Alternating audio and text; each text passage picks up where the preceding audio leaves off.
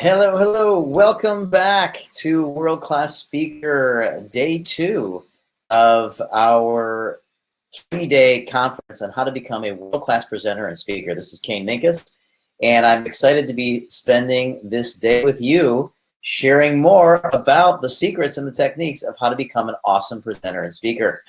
All right, so we're back on. Let me know if you can hear me and see me okay. I've been spending the day preparing some great stuff with Alessia to be teaching you, so I can't wait to be diving into the material for today. Let me know if everybody can hear me and see me okay. Can you hear me and see me okay? If you can, we are in good shape. Britt says yes. Ingo says yes. That's great.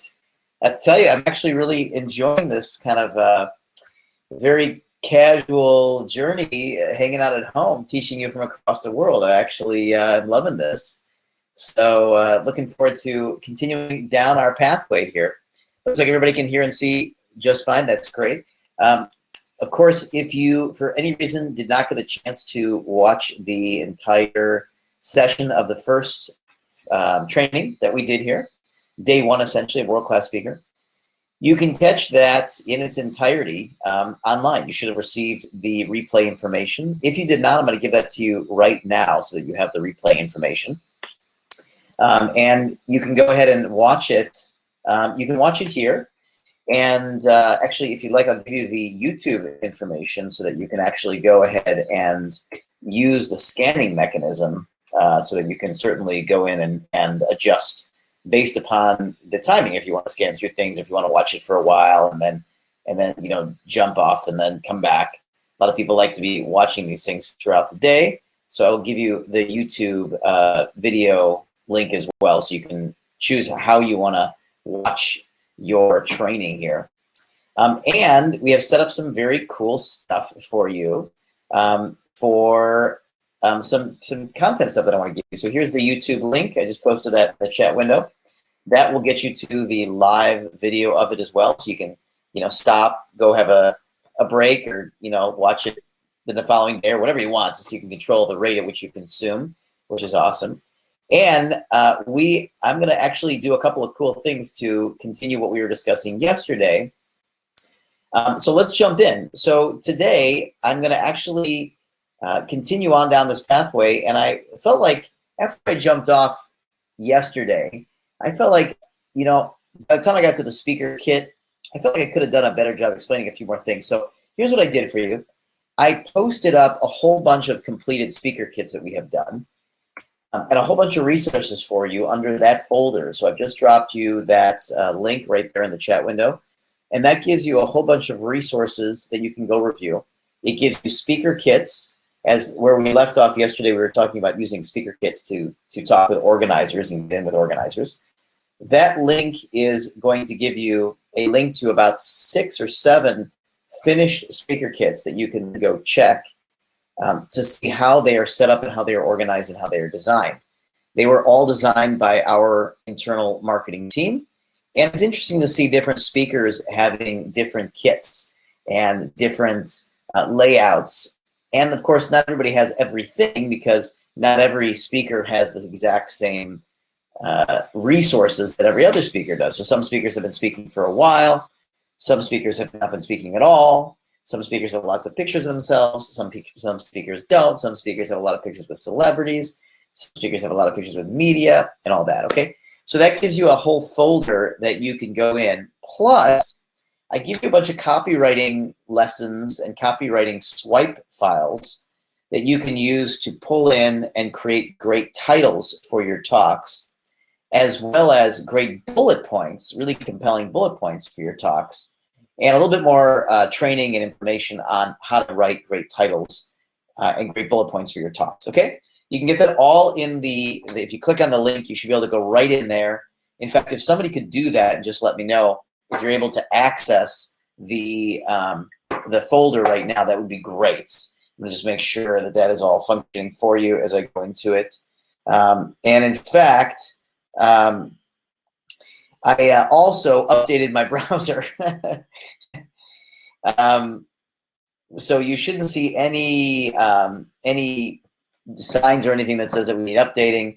Ingo says it works fine. I can access it, but I need to sign up to download all of it. You shouldn't have to. You should be totally clean and clear to not have to sign up for anything and be able to download it.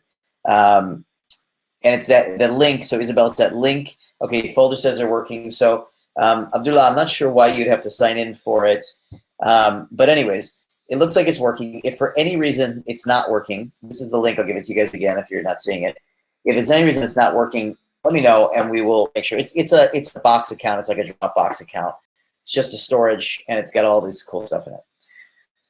Okay, so with that in mind, we've got a lot of stuff I want to be teaching you today. So we're going to actually go in and just get started right away. Okay.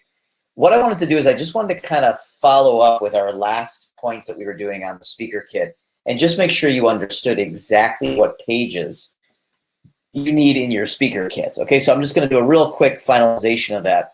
And I'm going to show you the speaker kit in detail. Here's the 9 pages that you really need to have represented. And if you don't have material for them, then you don't have to use that page or do that page. Rana asks if we can get all the links by email.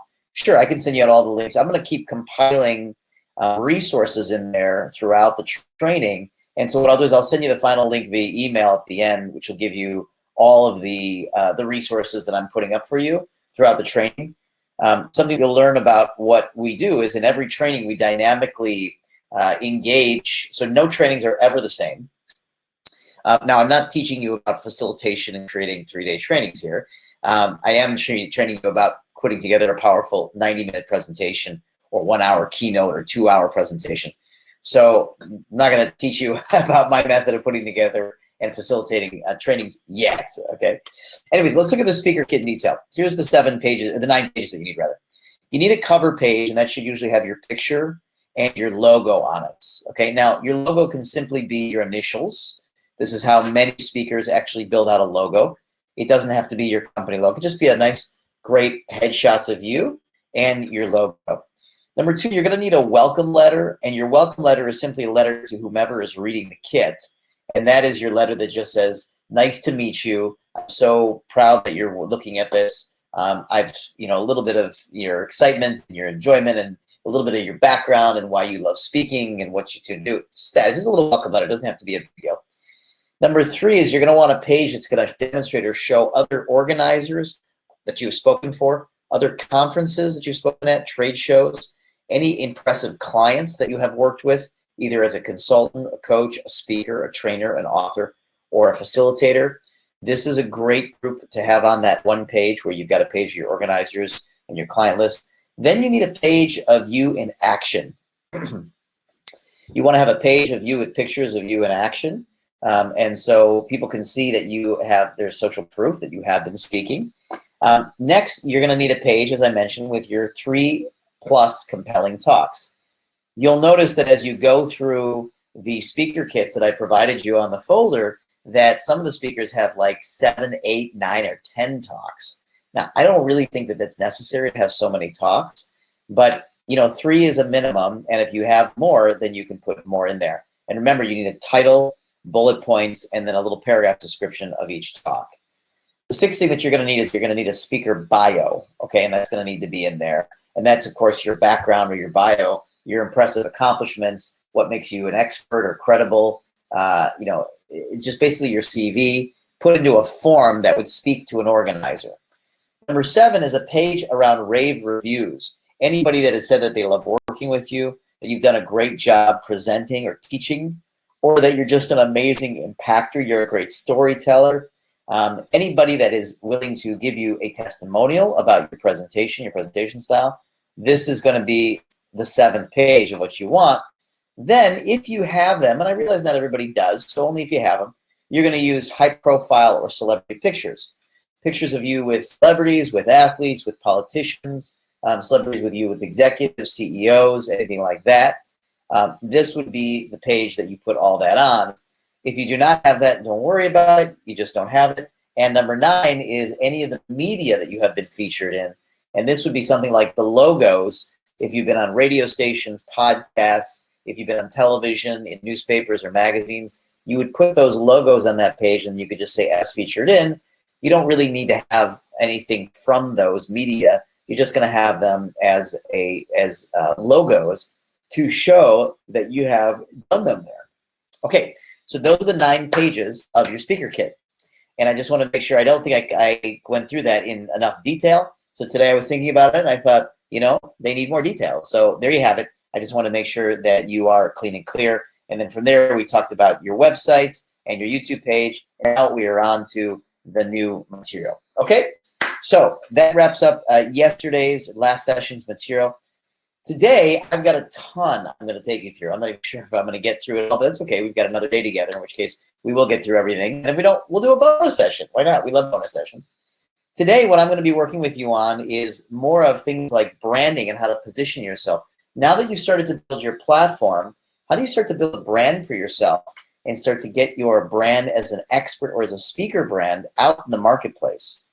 Then we're going to talk a little bit about the business side of how to build your speaker sequence. In other words, even if you're not a professional speaker, right? I'm not training you to be a professional speaker, but you need to think about what are you offering.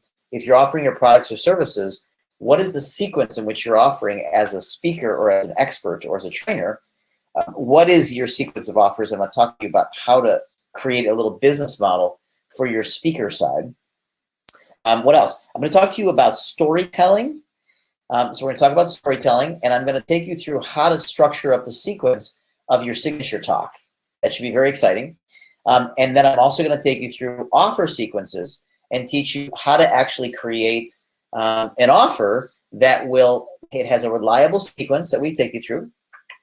And that offer sequence will be a sequence and a set of steps that you can go through to make sure that you are getting the highest likelihood of people taking action. Finally, I'm going to take you through some psychology conversations to help you feel prepared, to feel grounded, to feel in rapport with the audience, and just really ready to be there wholly and ready to be there fully for your audience and not distracted by things or wondering or worrying or doubting yourself. I'm going to take you through a number of things, the 10 things that top speakers always keep in mind, the 10 things that top closers always keep in mind, and that will be the session. So hopefully we'll get through it. That's all I'm going to give you today anyways. If we get through it quickly, we're going to end early. I just think that's enough to load your brains with in this session, and then we will take a break and we'll get prepared for the third session, okay? So to be honest, in thinking about this sequence, funny enough, I've been teaching this sequence for about 8 years. I actually was talking with Leslie today, and she says to me, you know, seems like there might be a little bit of a logical rearrangement of a couple of these early stages, these early steps in here. So we actually decided to just quickly kind of rearrange some of the first 4 steps. In other words, it used to say build a platform, sequence your offers, talk to organizers, and then build a brand. And the reason we did it like that is because we felt like building a brand happens over time. And we didn't want you to feel like you have to build a brand before you go start talking to organizers. However, we realized actually that many people would want to start to get their messaging in place and want to actually start to get their branding in place and want to start to actually get their speaker kits. And to do all that, you really do need to start thinking about how to brand yourself. So we're going to rearrange this. The reality is that all 4 of these first steps, they don't really happen linearly. They all kind of come together circularly. So anyways, it doesn't really matter what order we do them in. So we're going to talk about building a brand, and this is what I want to start with you on now. Now, if you have worked with us before on building a brand, or if you've been through any of our business trainings or our speaker trainings before, some of this might sound familiar, but I'm going to take you deeper. If you're new to this, it will be very interesting for you to understand that there is a whole process to building a brand, and there is a whole science to building a brand. So I'll take you through it a bit here, and of course, as we mentor our students and as we help them build a brand, you know, building a brand does not happen overnight. It certainly happens over time. And so building a brand is an important aspect to creating a brand, an awareness about yourself that before you even talk to organizers, even if they don't know you, you're going to have a brand story that when you share it with them, when they get your speaker kits and they look at who you are online, they're actually going to be very impressed with who you are because of the brand you put together, not because you're a household name. So let's start to talk about how to build a powerful brand as a speaker. Now, whether you are speaking to accelerate your business, or whether you are speaking, to just sell a product or a service, or whether you're speaking to build your profile in the world, or whether you're speaking because you really want to be a professional speaker and that's all you want to do, okay? Your brand, you are your brand as a speaker. So this is really about a personal brand. This is about you.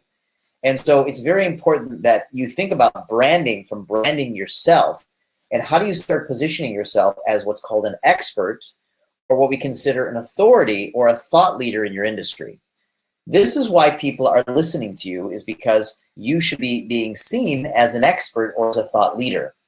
That means that you need to declare yourself as this thought leader. I mean, who is going to declare you as a thought leader, as an expert? You are, okay? And one of my favorite examples is Tony Robbins. When, 20 years back, he used to call himself the #1 peak performance coach, right? I don't know if you remember that. I do. #1 peak performance coach, right? Who called himself that? Well, he did. He designed it, he created it, he thought it up, and he ran with it so that people knew him as that. Then later on, he became the #1 life strategist, right? This was, a little bit later on.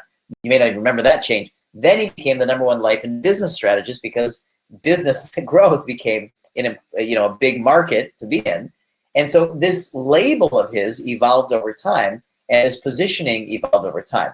So just so you know, when you build your brand, it is going to evolve over time. It will change over time. So don't worry about getting it absolutely right. You just want to get something that's working. And then over time, you are going to build it, evolve it, and grow it so that you stay current and you stay powerful. Now, you don't change your brand every 6 weeks, but you might change your brand every 2 or 3 years. It's pretty common, maybe every 3 to 5 years. Just like it took Tony Robbins, I think, 20 years or 25 years to write his second book.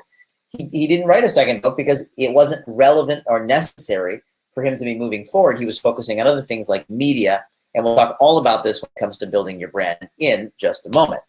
But what is your brand? What is a brand, first of all, okay? Here's what a brand is. A brand is your identity. It's who you are, and it is how people know you. It's the answer to who are you? And how you build who you are in the world is through a brand, but it's through a specific part. It's a specific coming together. And what we call this is a brand story. So just note that down, or write that down, or however you're taking notes, or, I say write this down here. I want you to write that down. Your story, your brand story, is what gives you perceived value in the marketplace. And as it turns out, the greater your brand story, the more powerful your brand becomes, the more money you can command. And therefore, you want to build a brand because it does increase the amount of perceived value. And perceived value is directly relational to how much you can charge, either as a keynote speaker or how much you can charge when you're selling a product or service. For example, if Joe Bob from down the street decided that he wanted to be a keynote speaker and nobody knew who he was and had no brand, and he goes out to organizers and said, you have to pay me $5,000 to come and speak, they're going to say, I don't know who you are, and I'm not paying you, so good luck. But if Richard Branson came along, who has a brand and people know who he is, and he's got a story, he said, you have to pay me $5,000 to speak, people would say, oh my gosh, he would be overbooked, and he's a lot more than $5,000. In fact, I will talk a little bit about keynotes later on when we start to talk about the business model and how to set a keynote fee, which every speaker, you should have a keynote fee, even if you're not expecting to do a lot of keynoting. I will explain why you should have a keynote fee when we get to the business side. Anyways, back to the branding, okay? So we need to put together this story for you. There's a brand is your story, and it's about who you are. And so your brand is your identity. And what I like to often say is that your brand is not really about who you are right now. It's really about who you're becoming. And that's a big difference. And I don't want to make it sound too fancy, but I've spent years studying brands, working with great brands. I've worked with top brands in the world. Just so you have a little bit of understanding of my background in branding, I work with people like Steven Spielberg and George Lucas, Robert Zemeckis, all great filmmakers. I've worked with LucasArts and George Lucas on video games. We worked with DreamWorks from Spielberg's company. We have worked with Microsoft, Electronic Arts, Disney, okay, Virgin, huge brands. And we've also worked with some of the largest marketing and advertising agencies, not small digital marketing agencies, but massive ones like Publicis and Hal Riney. These marketing agencies that do huge campaigns for groups like Porsche or Mercedes or Disney and things like that, okay? And so when I've sat through the meetings and I have participated in giving creative input, because what I was running in my 20s was a company that was essentially a marketing agency in my early 20s, where we were building brands, but we were focused on the audio and on the animation. So what we would do, what I was running in my 20s, was an animation and an audio company, which if you put them together, you get automation. That's pretty cool. That's a new joke for me. Anyways, animation and audio. And so we would go into these meetings for Porsche and Microsoft and Electronic Arts and, Lucasfilm and all that. And we would have conversations about how to build the brand of whatever we were building. Now, just tonight, my daughter was watching Frozen 2, and there's no better brand building company in the planet that I think of than Disney. So I'm going to use a lot of examples, and let's start to get into how do you build a powerful brand. Now, actually, before we do that, the question would be is, why do you want to build a powerful brand? Why should you even care about building a powerful brand? Why should you take this seriously before we get into what to do or how to do it? Why should you take it seriously? Well, you should take it seriously for two reasons. First of all, when you've built a good brand story, when you've built a good brand, people come to you. Organizers come to you. Conference owners come to you. Database owners come to you. Podcast people come to you. Because right now, every year, Alessia and I make our wish list where we say, who would we like to work with in the world at a conference? And many times, for example, our partners around the planet come to us and say, can you help us get Jim Carrey? Can you help us get Oprah? Can you help us get Les Brown? Can you help us get Tony Robbins? Why? Because they are established brands in the world, and therefore organizers come to them. So one of the reasons you want to build your brand, and we'll talk about building your brand and how to build your brand, is because people are going to come to you to find you for speaking. Now, I don't want you to feel overwhelmed. It's very easy to feel overwhelmed by these massive brands or these household brands. First of all, you should know that very few people on the planet are household brands, okay? Very few people. How many Oprahs are there in the world? Well, first of all, there's only one Oprah, right? But how many people are like Oprah? Not very many, just a few, okay? And so there's probably, I don't know, never counted, but just maybe a few hundred or a few thousand, really household brands in the world. And that doesn't mean anything, because there are still people that you've never heard of that are making millions and millions and millions a year, speaking, presenting, helping, making an impact, and having fun. So you don't have to be a household brand to be making a big difference and making a lot of money. I just want to take that weight off your shoulders. You do not need to be a household brand. In fact, most people have no idea who Alessia and I are when we show up for a speaking opportunity every time we show up. They have no idea who we are. However, we do need to share our brand story. And the interesting thing about speaking is that it is different for when you show up on a stage where you are among many different speakers, and people don't really know who you are. They didn't come for you. They typically came for the keynote, right? So this event that we just did in Dubai, where we brought in Les Brown, or when we bring in Kevin Harrington, or when we bring in Tony Robbins, or when we bring in Kim Kiyosaki, or when we bring in Randy Zuckerberg, or Vishen Lakhiani, all these names that we have worked with over the years.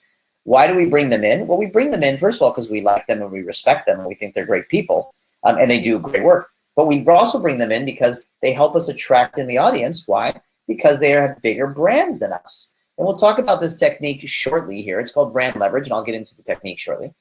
But in the meantime, utilizing a conference where you're one of many speakers requires that you're going to have to share and tell the story of your brand throughout your presentation, because people are kind of going, who are these people? Or who are you as a speaker? I say these people because we present in a duo with Alessia and I. So we get that a lot. We walk in, we assume nobody ever knows who we are.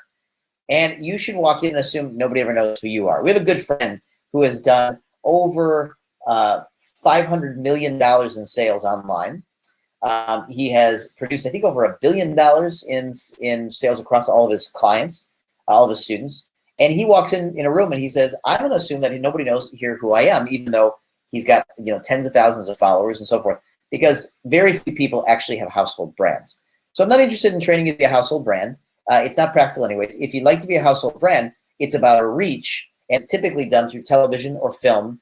Today we do it through social media, because you need to have massive media reach, okay? So the first reason you want to build a brand is that people are going to come to you. The second reason that you want to build a brand is that your perceived value goes higher, and so people will pay you a lot more money.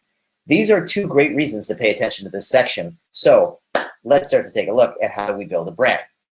Turns out there are 6 success factors, okay? 6 success factors that cause brands to become successful. I'm going to take you through these and dive you deep if you heard of these before. Time to think about how to try these on more deeply. If this is the first time you're hearing them, let's think about how we can apply these to your brand and your business.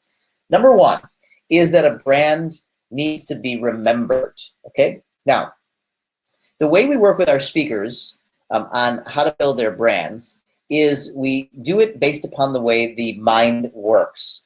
And the way the memory works is the memory works based upon emotional intensity. It's not the only way that the memory works, but it is definitely one of the more important parts. Things that are emotionally intense get trapped in the memory. They stay in the memory, okay? You can have things that are emotionally positive, and you can have things that are emotionally negative. Can we think of anybody in the world that has created their personal brand based upon negative emotions? I'm going to leave you with that question and see if you drop it in the chat window who you can think of in the world that has created their personal brand out of negativity. We'll see what kind of answers we get on the chat window while I take a little drink of water here.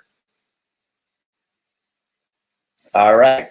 In the meantime, when things are highly emotional, they become very sticky. I love it. All of you are saying the same things. Ahmad says Les Brown. It's very interesting, and I'm wondering about if you're thinking about the story he tells about being abandoned, right? Lisa Nichols. Now, I'm not sure that Lisa and Les would, suggest that they created their brand out of negativity. Challenges, sure. Struggles, yes, of course. But negativity, yeah. So let me rephrase that. It's interesting to see your answers. You're writing Oprah, Lisa Nichols, and Les Brown. Remember, building your brand by telling a story of triumph, which we're going to talk about this. This is actually a critical story, and everybody has it. In fact, Adi actually says Oprah and her childhood story. You're going to have a story, and this is what I'm talking about. Your brand is going to be a story to itself, but it is made up of many different factors. And part of those factors is your own story yourself. I'm gonna get to that in just a moment. Okay, so let's go back to the 6 success factors. One of the success factors is stickiness, means that you are remembered in somebody's mind. Now, you can absolutely create stickiness from negativity. I don't recommend you focus on that. Sure, telling a story where you triumphed through something that was challenging, absolutely, everybody's got that. But building a brand where you're known for being negative it can be a tricky way. And not just Trump has created that as a reality. Definitely, even back when he was an actor, he used to say, "You're fired," and everything was sort of negativity. But Howard Stern, the radio disc jockey, he also has really created his brand out of being very attacking and negative to people. And it can work. All I'm saying can work. But we're not going to focus on that because I don't think that's a highly effective and it's a highly risky approach to branding.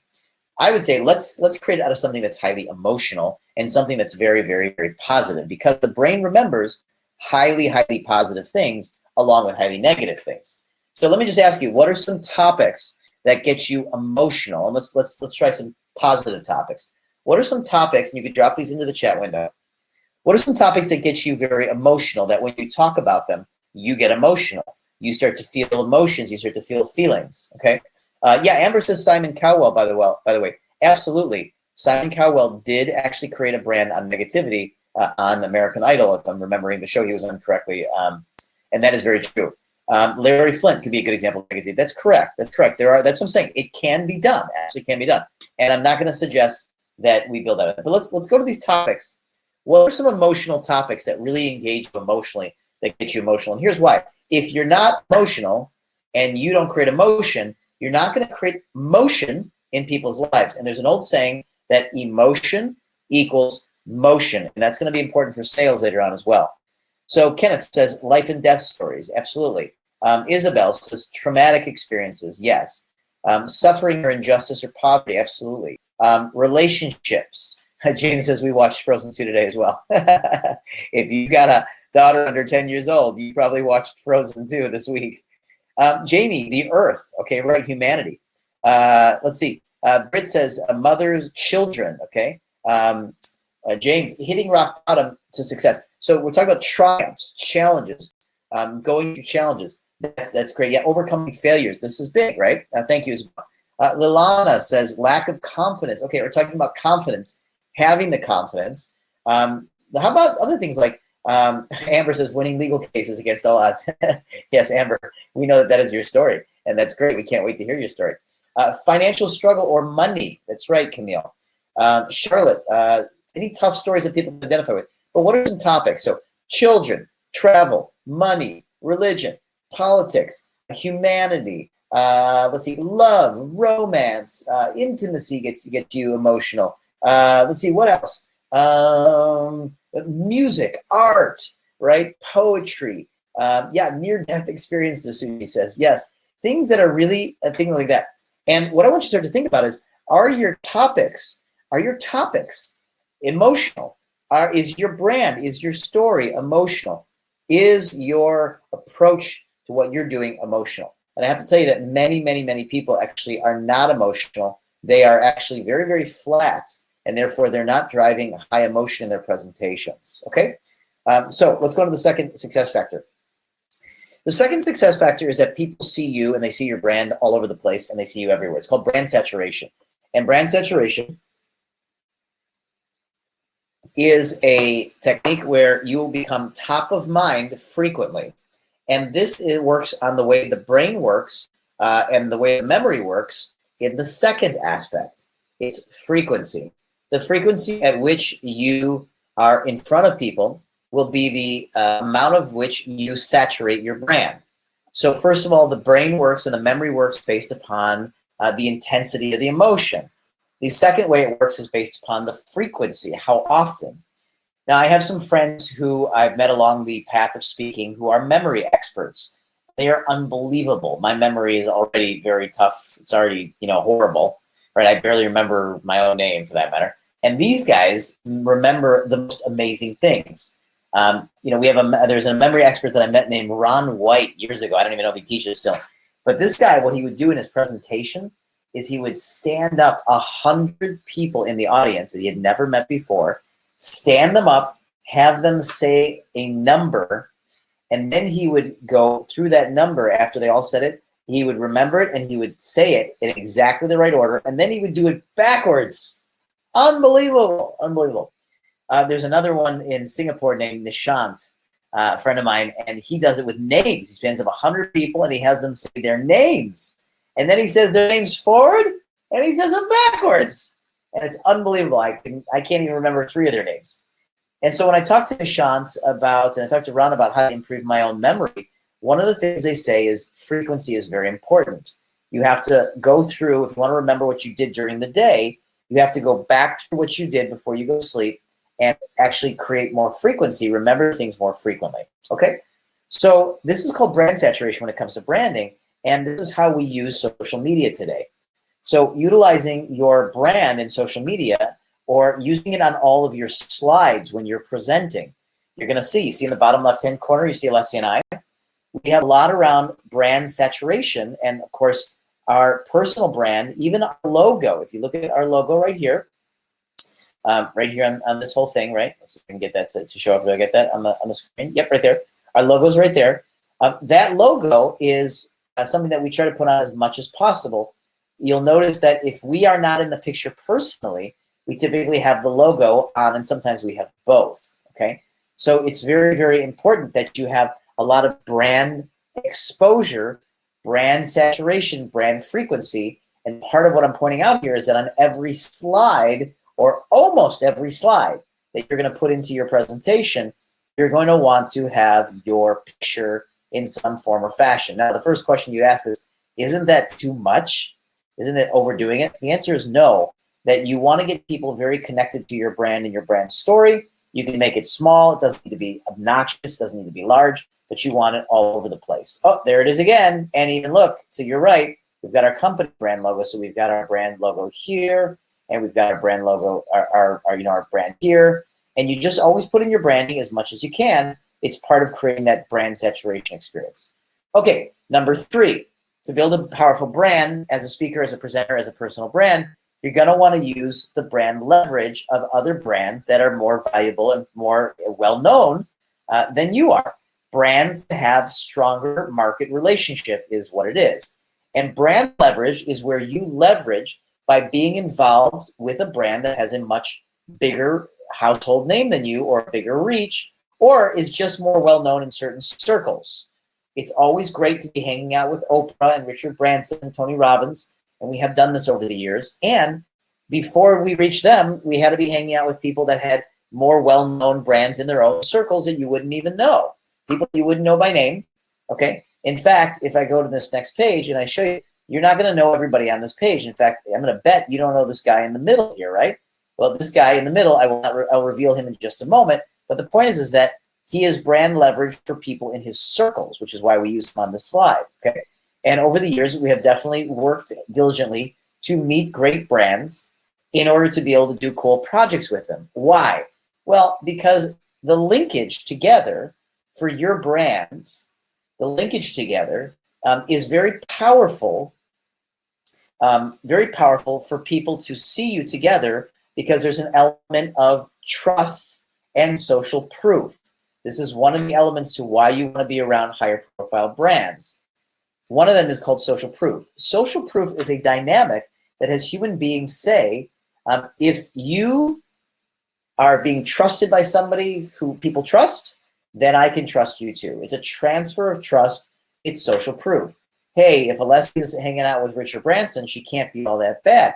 Hey, if Les Brown has got his arm around her, you can see it was when she was pregnant. If Les Brown has got his arm around her, then she can't be all that bad. Hey, if Kevin Harrington is hanging out with her, has got his arm, she can't be all that bad. You understand? So there's that element. The second reason you want to do it, other than social proof, is because they have visibility and people are following them. And when you show up next to them, you get more visibility. And you can write this down. It's a very, very important point. I want you to write this down. Today, people buy what's in front of them. This is why, as a speaker, you are in front of people. You're going to grow your business faster than those that are not speaking and not presenting, because today people buy what? What is in front of them, okay? So let's talk about how do you actually get in front of and how do you start to create these relationships. By the way, just in case it's driving you crazy, there's a couple people on here you may not know. This is Vishen Lakhiani. You may or may not know him. He has recently started coming around the world. We have taken him around the world to different live events, and we were planning to do an event with him in the UAE later this year. We will see what goes on now due to all the craziness. This gentleman, if you don't know who he is Rick Belluzzo, and Rick was the COO of Microsoft. And when I mentored with Rick on leadership at Microsoft, that was him. Hiding behind here actually is Robert and Kim Kiyosaki. You just can't see him on this picture. And you probably know the rest of these people. You may not know this guy. This is Kevin Harrington. He's an original shark from the television show Shark Tank. So let's talk about, Camille, Vishen is from Mindvalley. Wonderful person, great guy. We love him. And you should check out Mindvalley or his work if you get a chance. In the meantime, let's talk about how you're going to get connected to these celebrity people, okay? Obviously, it's nice to be involved with higher profile people. Let me give you actually a sequence, a system to get connected to these people. Now, first of all, where do you think you're going to meet these people? Okay, where do you think that you're going to meet celebrities? Well, as a speaker, one of your best techniques is to be speaking at a conference where they are speaking. And that is how I met a lot of these people, okay? So here's how you do it. I'm going to drop this into the chat window. Number one, you need to create a wish list. A wish list is a list of the celebrities or the people that you would like to engage with. I mean, at the very least, put up a vision board, right? And just start to declare to the universe, declare to the world, who do you want to meet? And don't just do it in your head. Put it down on something visual or on a piece of paper or on a vision board. If you want to meet Oprah, cut out a picture of her and put it up. Okay, and I'm not meaning just, to just be hopeful and hope it happens one day. I'm going to give you more steps here, but you have to start with actually declaring to the world who you want to be meeting and who you want to be working with. Everybody that you see on these pictures, we did not know them at one point at all, and they went onto a wish list. This year, every year for that matter, Alessia and I sit down and we create a wish list of who we'd like to work with, and then we make it happen such that we have opportunities to spend time with them or engage with them or work with them.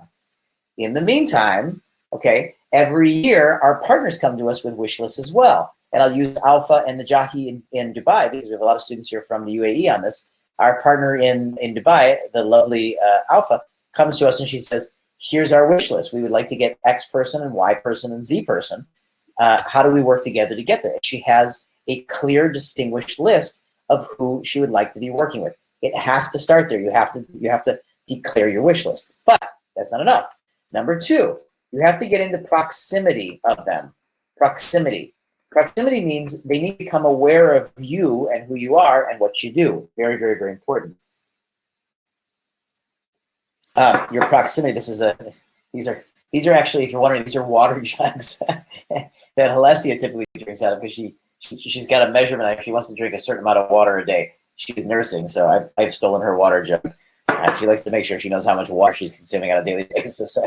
If you're wondering why I'm drinking out of a massive jug here, this is being left on my desk in my office from us working together all day.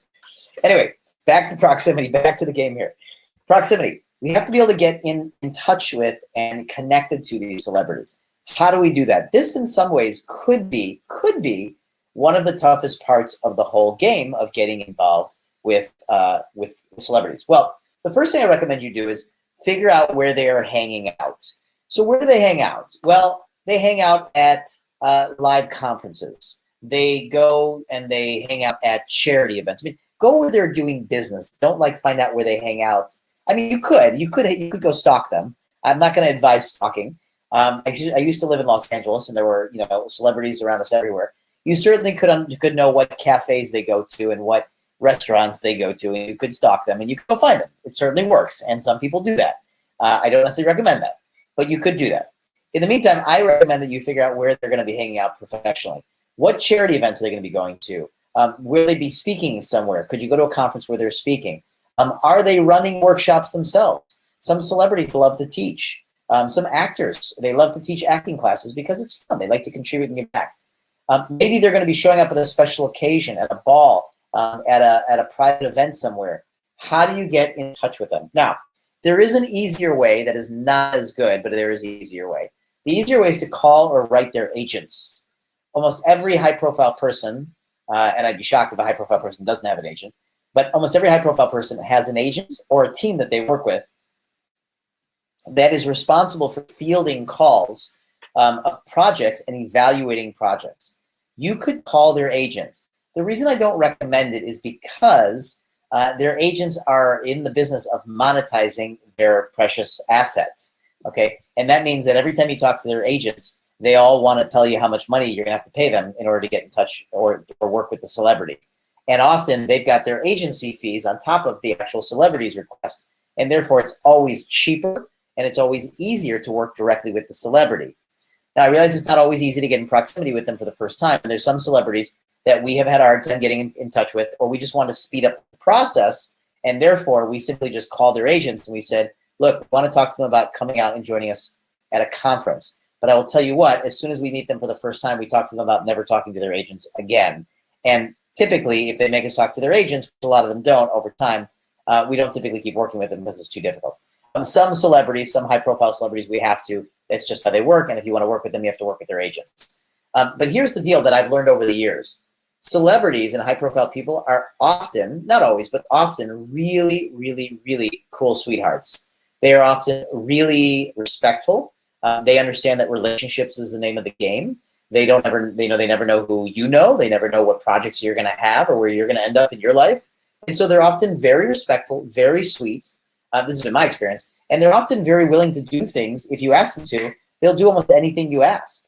They love to please. It's very common. And they love to build reciprocity, emotional reciprocity, where they feel like they have gone above and beyond. And they love that you tell other people that they were awesome to work with and that other people should work with them as well. Nothing worse than having an organizer or having a speaker that they invite or that they're with, and the speaker thinks they're a real jerk, and the speaker or the organizer then says to other organizers, you don't want to hire that person. They're a real jerk. They're difficult to work with. Nobody likes them. The audience, things like that. So many times these people are really very, very cool. You just need to get in proximity to them. Okay, what do you do next? Next, what you do is you're going to research their mission. that when you meet them, you're going to understand what is a mission of theirs, or what is something that they're really focused on doing, either for themselves or for the world. Now, sometimes these brands have big missions. Sometimes they're up to big things. They're up to big charities, or they're up to making a big difference. Like Richard Branson, he used to build entrepreneurship schools. Then he was into space travel, and these were big missions for him, right? So when you get in touch with them, or when you get around them, talking to them about the mission that they are on and what's interesting or important to them is going to be far more valuable than you talking about what you are doing. They don't really care about what you're doing unless what you're doing can help them further their mission. And I don't mean to make them sound like they're so egocentric, but the reality is that celebrities are often high profile because they've been very focused on a mission and they've gotten themselves to a certain place. And therefore, if you understand their mission and you start talking to them about that, then they're going to be very interested. And by the way, their missions do shift. What's very interesting to them today may not be interesting to them in a year from now. So, for example, you get in touch with, let's say, Russell Brunson from ClickFunnels.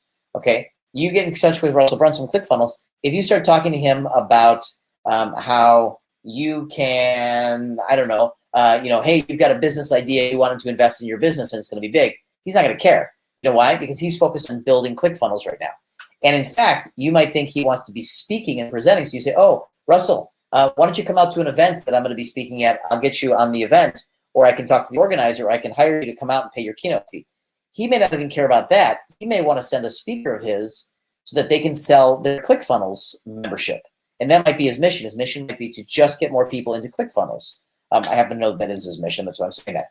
And so the point is that Russell's number one focus right now is to build his business and get more people into the technology. So if you know that and you approach Russell and you say, hey, Russell, I have a podcast, or I have a platform, or I have 10,000 people that I think would be awesome for ClickFunnels. Could I interview you? We can do it on Zoom, or can I come out to your office and do a 10 or 15-minute interview with you? I think that if we release it, I can get dozens or hundreds or maybe even thousands of people to jump into ClickFunnels, and I know that's important to you.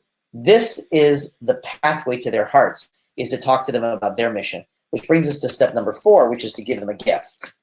And that gift is to support their mission. Jim Rohn used to say that if you help enough people, then you will get what you want. You want to become a success, help enough people, and you will become a success yourself. You will get the help. And this is exactly how it works with celebrities. When you meet them, give them a gift. Don't give them your book. Don't give them something that's about you. Give them something that can gift them. Give them a resource that can get them further with their mission.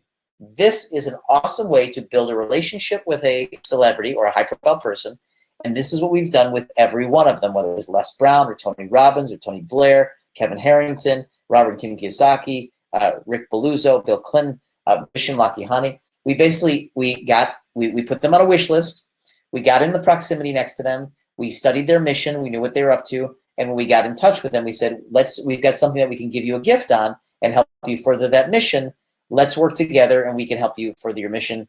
Before you know it, they're involved with us. We get to know each other. We like each other. We end up doing more business together. And you can follow that exact process to be able to get in with, engage, and do some cool projects with celebrities, get pictures with them, and start to build your profile by having cool people around you.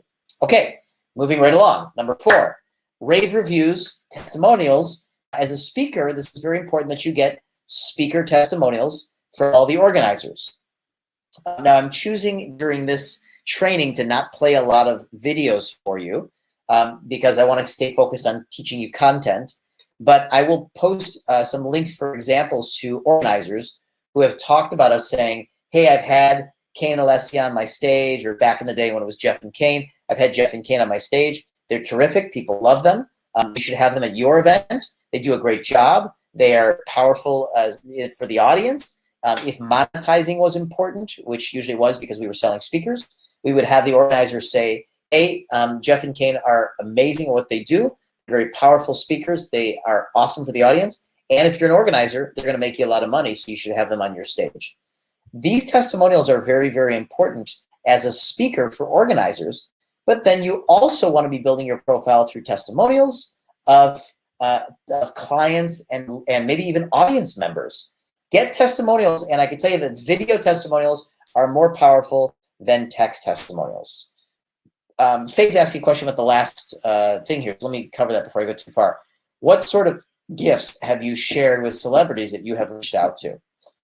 Great question, Faye. So let me tell you. So sometimes that gift is to hire them to do something.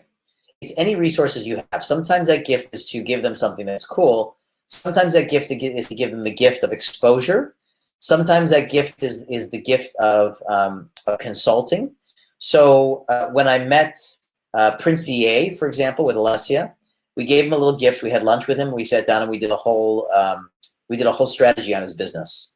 We normally wouldn't do that, and as a gift to him to get his attention as a high-profile celebrity, we sat down and we did a whole strategy on his business for an hour, which we would normally charge, $5 or $10 grand for. Okay, if we're gonna work with somebody, we did it as a gift for him over lunch.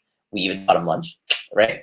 And from that, it really created a really interesting relationship together. And he actually ended up coming out, and we started coaching and advising him, and really making a big difference. That was one we did for him.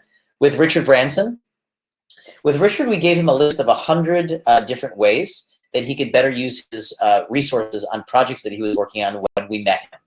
It was a list that we gave him that helped him understand, and his team in Virginia, how they could better use their money on some projects that they were working on from some expert charity consultants that we had that we were friends with.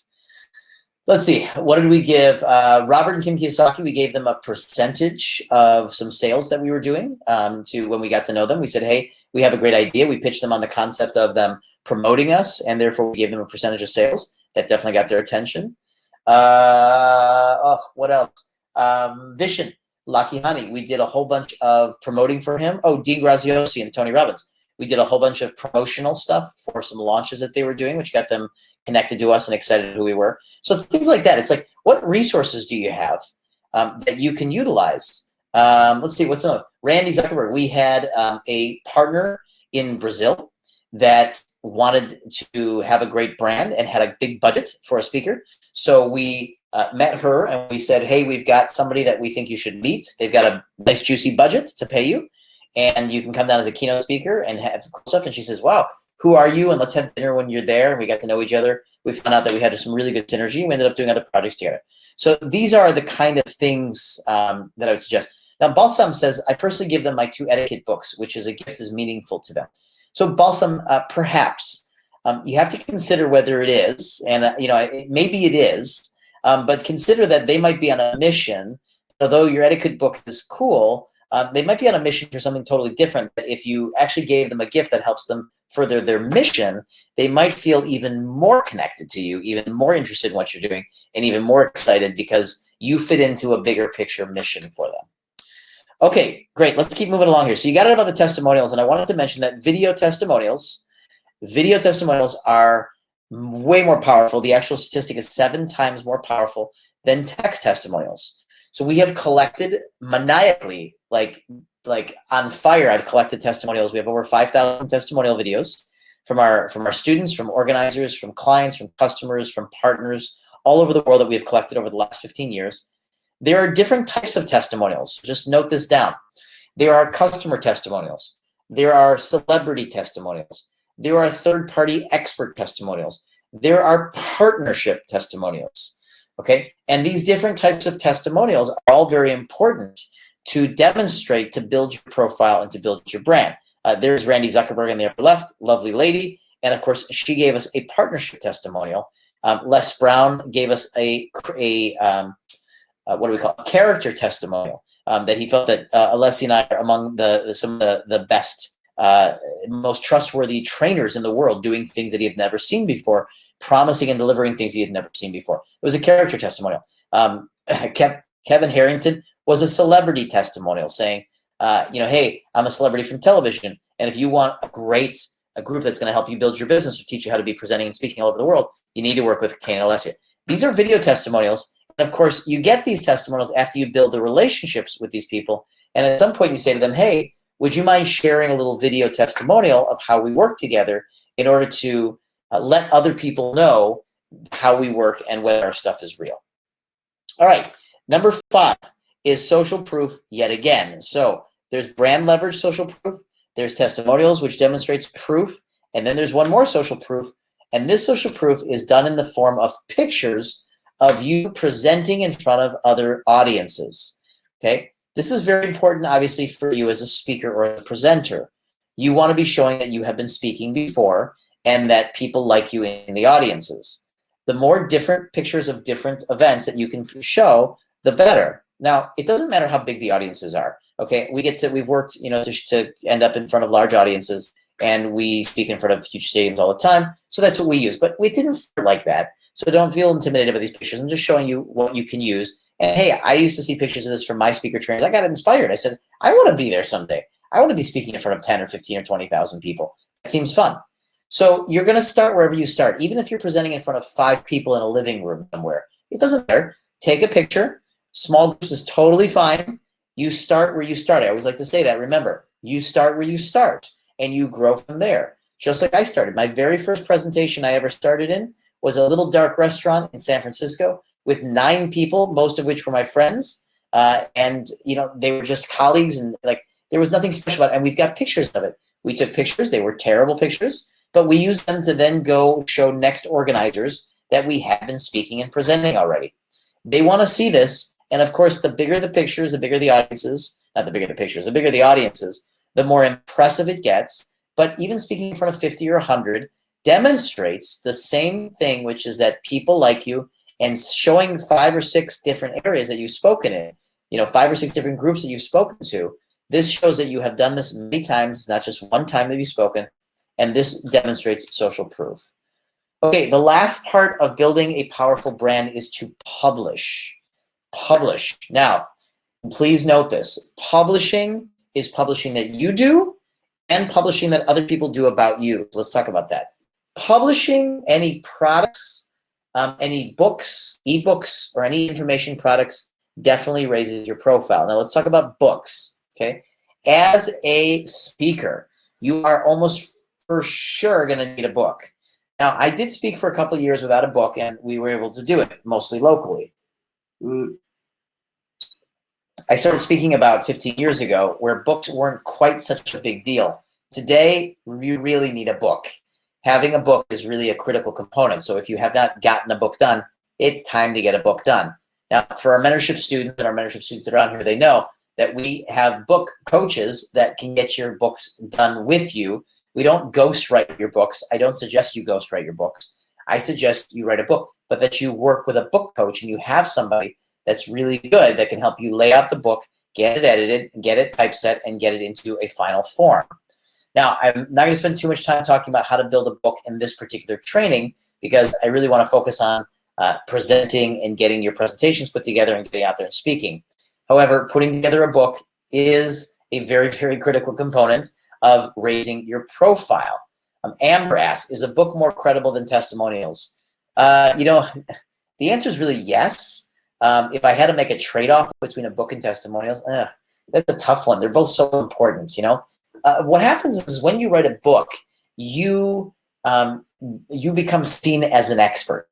And that's a very important part of positioning your book, positioning yourself rather on a stage. You need to be seen as the expert, the authority, as the go-to person. It's very, very, very important. The testimonials are proof that your stuff works.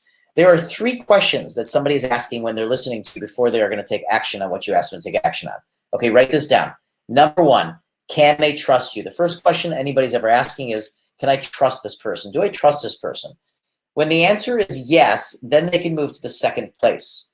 The second question is, does this person have a system that works for anybody? Do they have a process that works for anybody? Testimonials, social proof, and publishing show that your system is working for others, and testimonials is the big one in there. Publishing your book does also position you as a thought leader and shows that you do have methods that can work for other people. The third question they're asking is will this work for me, what this person is talking about? Whether you're inspiring, motivating, or selling, the question they're going to ask is, will this work for me? And that requires a leap of faith. It is a much harder thing to actually demonstrate because you've never met the person in the audience. And so you have to have them take a leap of faith. Trust, do I trust you? Number 2 is, do you have something that works for anybody? A system that works for anybody? And number 3 is, will this system work for me? These 3 things that they're asking are very, very important to answer. And your brand is part of what does that. Now, Alicia asks, in the Diamond Mentorship, our mentorship program, does that include a book coach? I believe that is correct. I believe our Platinum does. But Alicia, you would have to have been registered over the last year, because we have just over the last year discovered the book coaches that we like and that we use. So prior to that, it was not part of the mentorship. So it'd have to be part of your current mentorship, your mentorship. And you would work with our book coach. Camille, would you strategize to give free ebooks or charge? Is it credible to give it out for free? So Camille, giving away your free book or your free ebook today is very common. And it is something that we highly recommend that you do, is give out something free as a lead magnet. This term lead magnet is a term that we use to give out something like a free book or ebook that attracts in people to take a look more at your stuff. And in fact, when you go to your speaking engagement, one of the coolest things you can do is take 10 copies of your book and give them out for free from stage, or even 3 copies. Throughout your presentation, you can do giveaways. You can say, okay, if anybody can answer this question of what I said, you're going to get a free book. What did I say was the most important thing to increase your energy? And people raise their hand. You go, you in the front row, and they say, eat healthier. And you say, nice job. You're going to get a free copy of my signed book. And you give away 3 books as giveaways. It's really cool. Then everybody that buys your training or buys your product or buys your package, they can all get a book.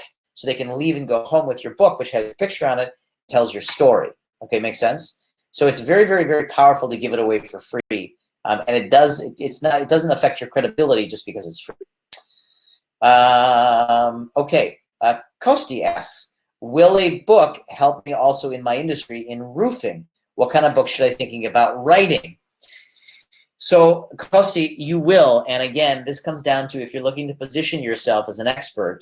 If I was going to hire someone to do my roofs for my house, and I knew that this guy was a best-selling author on how to increase the value of your home, I would definitely be more interested in that person. I would see that person more as a thought leader. And so again, the topic of your book, I mean, it could be a memoir if you have an interesting enough story. It could be about increasing your investment or leaving a legacy of generational wealth. Kosti, you could be, let's say, fascinated with how to leave wealth, how to create generational wealth, and you read a book on generational wealth. And part of that is taking care of the asset of your home, to be able to hand down your home, things like that. These would be more interesting topics for books. Again, roofing is not probably an interesting enough topic for a book. It's a great business to be in, but I don't think it's a very interesting topic for a book. Suzanne asks, is there a minimum length for a book? Well, minimum length. I mean, if you're going to a publisher, they're going to have a different answer for you. I think 86. Let me think about that. 86 or 89 pages is where Kindle considers an ebook turning into a regular book, something like that. So that might be considered the minimum length of a book. I mean, there is no minimum. You can write a 30-page book. You can write a 5-page book. I can say that most books are between 100 and 200 pages, and most editors and publishers will not quote in terms of pages. They will quote in terms of words and word count. So, the question is, how long is a book is based on word count. Kobe asks, are there ways to write a book in short time? Yes, Kobe, there are. Great question. We actually think that you can write a book in about 6 weeks. The first way to do it is to work with a book coach and somebody who knows how to help you get that thing set up and organized. There are stages of a book. Again, I'm not going to go through them much more here, but one of the fastest ways to get your book out, I'm just going to give you a tip, is to get interviewed. Get interviewed by a journalism student, a journalist. Get interviewed by somebody who sits down with you and says, I'm going to interview you because I really want to learn about the topic. And they take their phone or they take the recorder and they put it out on the table and they interview you and they ask you questions. So tell me about your expertise. What is this book all about? What do you do? How do you help people? And you start sharing all these things and they're recording it. Then they send it off and they get it transcribed. Then they edit it together into a book format. And before you know, it takes you about 12 sessions, 2-hour interviews, and you've got yourself a book 2 weeks, 3 weeks later, it's done. It gets typeset. It gets ready to publish, and you're ready to rock. Okay, Kobe? That is the best way, and that is how I wrote Industry Rockstar. That is how we wrote Champions. That is how one of my business partners wrote his book, who was dyslexic and ADD, who could barely take the time to write a book. Okay. Also, by the way, if you don't like to sit down and write, if you can't get yourself to sit and write because you're too busy, it's a great way to get your book out of your head is to sit down and get interviewed by somebody and have them record it. Okay, so back to publishing here. So publishing your book and publishing your information products is great, but also getting published in magazines and newspapers, podcasts, radio stations, television stations, online and offline, okay? Online and offline. So this is a great way to raise your profile. Now, Alessia and I have been interviewed by over, separately or together, we've been interviewed by over 330 different magazines, newspapers, television shows, radio stations, things like that. And of course, they all ask different questions. And what we're going to talk about actually tomorrow in our interviewing section is ways that you can create questions that are powerful for the interview, plus ways that you can interview to create powerful interviews. Because when in an interview, you have a short amount of time to get a very powerful point across. And we'll talk about how to be doing that and being more effective with the interviews tomorrow. But the idea is that you want to start getting out there and getting more media, more press on you. And where you're going to start is in the online world. Start by talking, first of all, talk to all your friends and ask them who knows an editor or someone who's a decision maker at a media station or newspaper or magazine. I want you to ask your friends because many people are connected to people and they can get you in touch with editors or journalists that can then end up doing a story on you as an interview, which is much easier. Now, I always say that you don't need to buy any press today. You do not need to pay for PR. It's totally free. But you do need to ask friends to get you to press people like journalists, editors, program managers, whomever is in charge of that. You're going to ask your friends to get you connected to those people, and that is really going to make it happen. Let me answer a couple of the questions here. Simon asks, is an ebook also good like a regular book? Yes, Simon, that's fine. Ebooks are great. Any information products are awesome. Camila says, please tell us again about getting interviewed and how to write a book. So you just bring in a journalist student or someone who's a journalist or someone who's going to interview you, Camila, and they set out their recorder on the table and they interview you for an hour or two on the topic of expertise. You take that and you get it transcribed, and now you've got your chapter. Faye asks, is that what a book coach does through the interviewing and recording? So not always. Our book coach does not interview our students unless our students want to hire them to do that separately. What a book coach does, and our book coach, what they do in the mentorship program, is they interview our mentorship students 8 times. And they do 8 calls, and they lay out the chapters of the books. They start with a table of contents, then they lay out each chapter, and they go through the arc of every chapter and how you want the structure of every chapter to look, so that then you just have to drop in the content and you're ready to go. It makes the process very enjoyable and very simple. From there, what we do is she takes it and she edits it, and she turns it into a final manuscript. She typesets it, which is the way that it ends up getting set up physically and visually on the page, and then we self-publish it for our students as well. So it's all the way from the very beginning to the very end. Okay. Murray says, I need to start yesterday with my book. Shall I contact your book coaches? Marie, why don't you contact me and I will get you set up with a book coach. Marie also says, I have so much material, I just needed someone to help organize it. I understand. Okay, so that is media and publishing. And what I want you to start thinking about is how do we start to get into more media? Okay, many times if you just start asking friends or submitting articles to media companies, they're going to start saying yes, that they would love to have you. If you start asking friends to introduce you to people who have podcasts, who are editors, who are journalists, you're going to quickly find that you don't need to do a lot of work, and you don't need to pay anybody to be able to get into the media and get press. So let's make it a priority this week. Make it a priority that you start to get connected to more magazines and newspapers and talk to them about sharing your story. Now, let me give you a couple of tips about things that they love. Number one, they love authors. All right. So they love when you've launched or you've written a book. They love that because they know that you're then the perceived expert. Number two, they love acts of human kindness. Anywhere you're doing something where it feels like it's humanity, helping humanity, things like that. And number three, they do love negativity. They love stories of drama and they love stories of trauma. But I would recommend that you don't go after that angle. I think you should keep focused on the positive angles and the positive accomplishments, and have them work with you on that. Okay, let's do something, which is we're going to take a quick break. When we come back, we're going to continue down this pathway of the personal brand. I'm going to take you through the 5 M's of personal branding, and then we will continue down our journey for today. Okay, let's just take a quick 10 minutes. Be back in your seats at 25 after the hour, and we will continue the journey on with our content. Okay, I'll see you in 10 minutes. Let's go take a quick break, get some water, take a little walk, get energized, get up, walk around. James, just so I don't drive you nuts on the break, I'll go back, which is the first one is stickiness. Okay, here's the 6 success factors. I will leave this up on the screen while we go take a quick break, and I'll see you back in your seats in 10 minutes. Okay.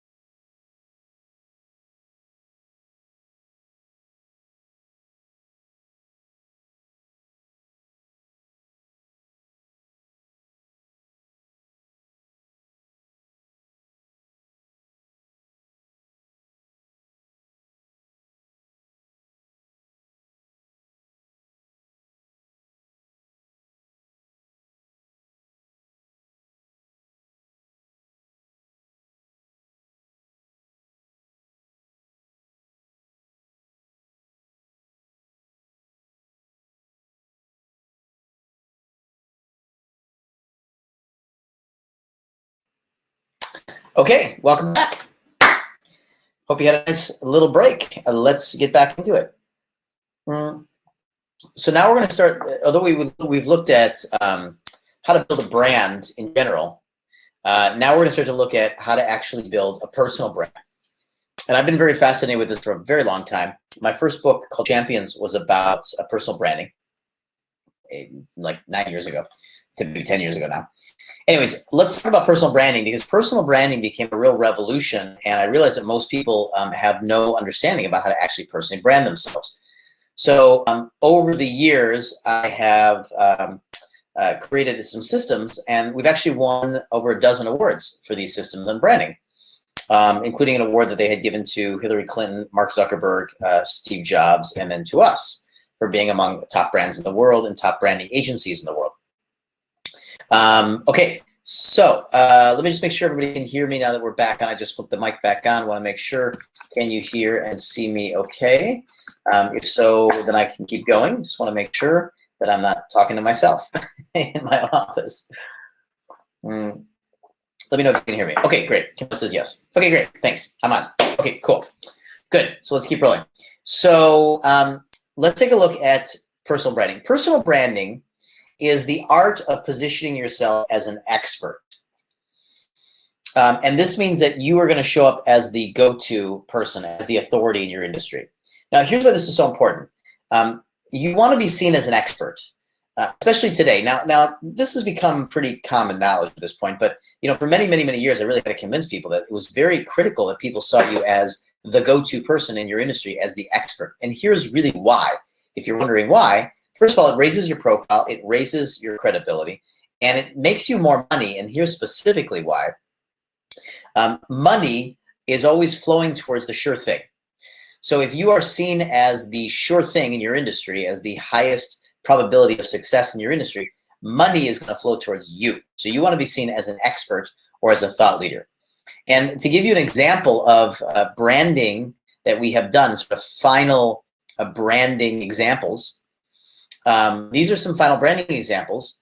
This woman in the upper left here was the princess of sales, okay? And this was a woman that came to us and she said, I wanted to escape my job and I wanted to become a sales trainer. This was another gentleman. He was actually also a sales trainer from Australia. And when he came to us, he had no brand. He was working for a company in Australia, and we helped him build out his whole brand. There was this guy who actually became quite famous. His name is Trav Bell, and he became known as the bucket list guy. And he came up to me at an event of ours, a 3-day event of ours in Sydney, Australia. And I said, what do you do? And he says, well, I'm a fitness trainer. And I said, oh, we can help you build that. We can help you grow that. He says, I don't want to do that anymore. I said, well, what do you want to do? He says, I want to get paid to take holidays. You think you can help me do that? And he thought, that was something I would have no idea what to do with it. So I said, Trev, there's money in everything. If you put it together right, you brand it, you package it, you take it out to the world, you could be doing it all you want. So he didn't really believe me, but I talked to him for a while, and we ended up extending an invitation to him to come into our mentorship program. He did. We developed this brand for him called the Bucket List Guy, which he was helping people design their bucket list, the things they wanted to do before they die.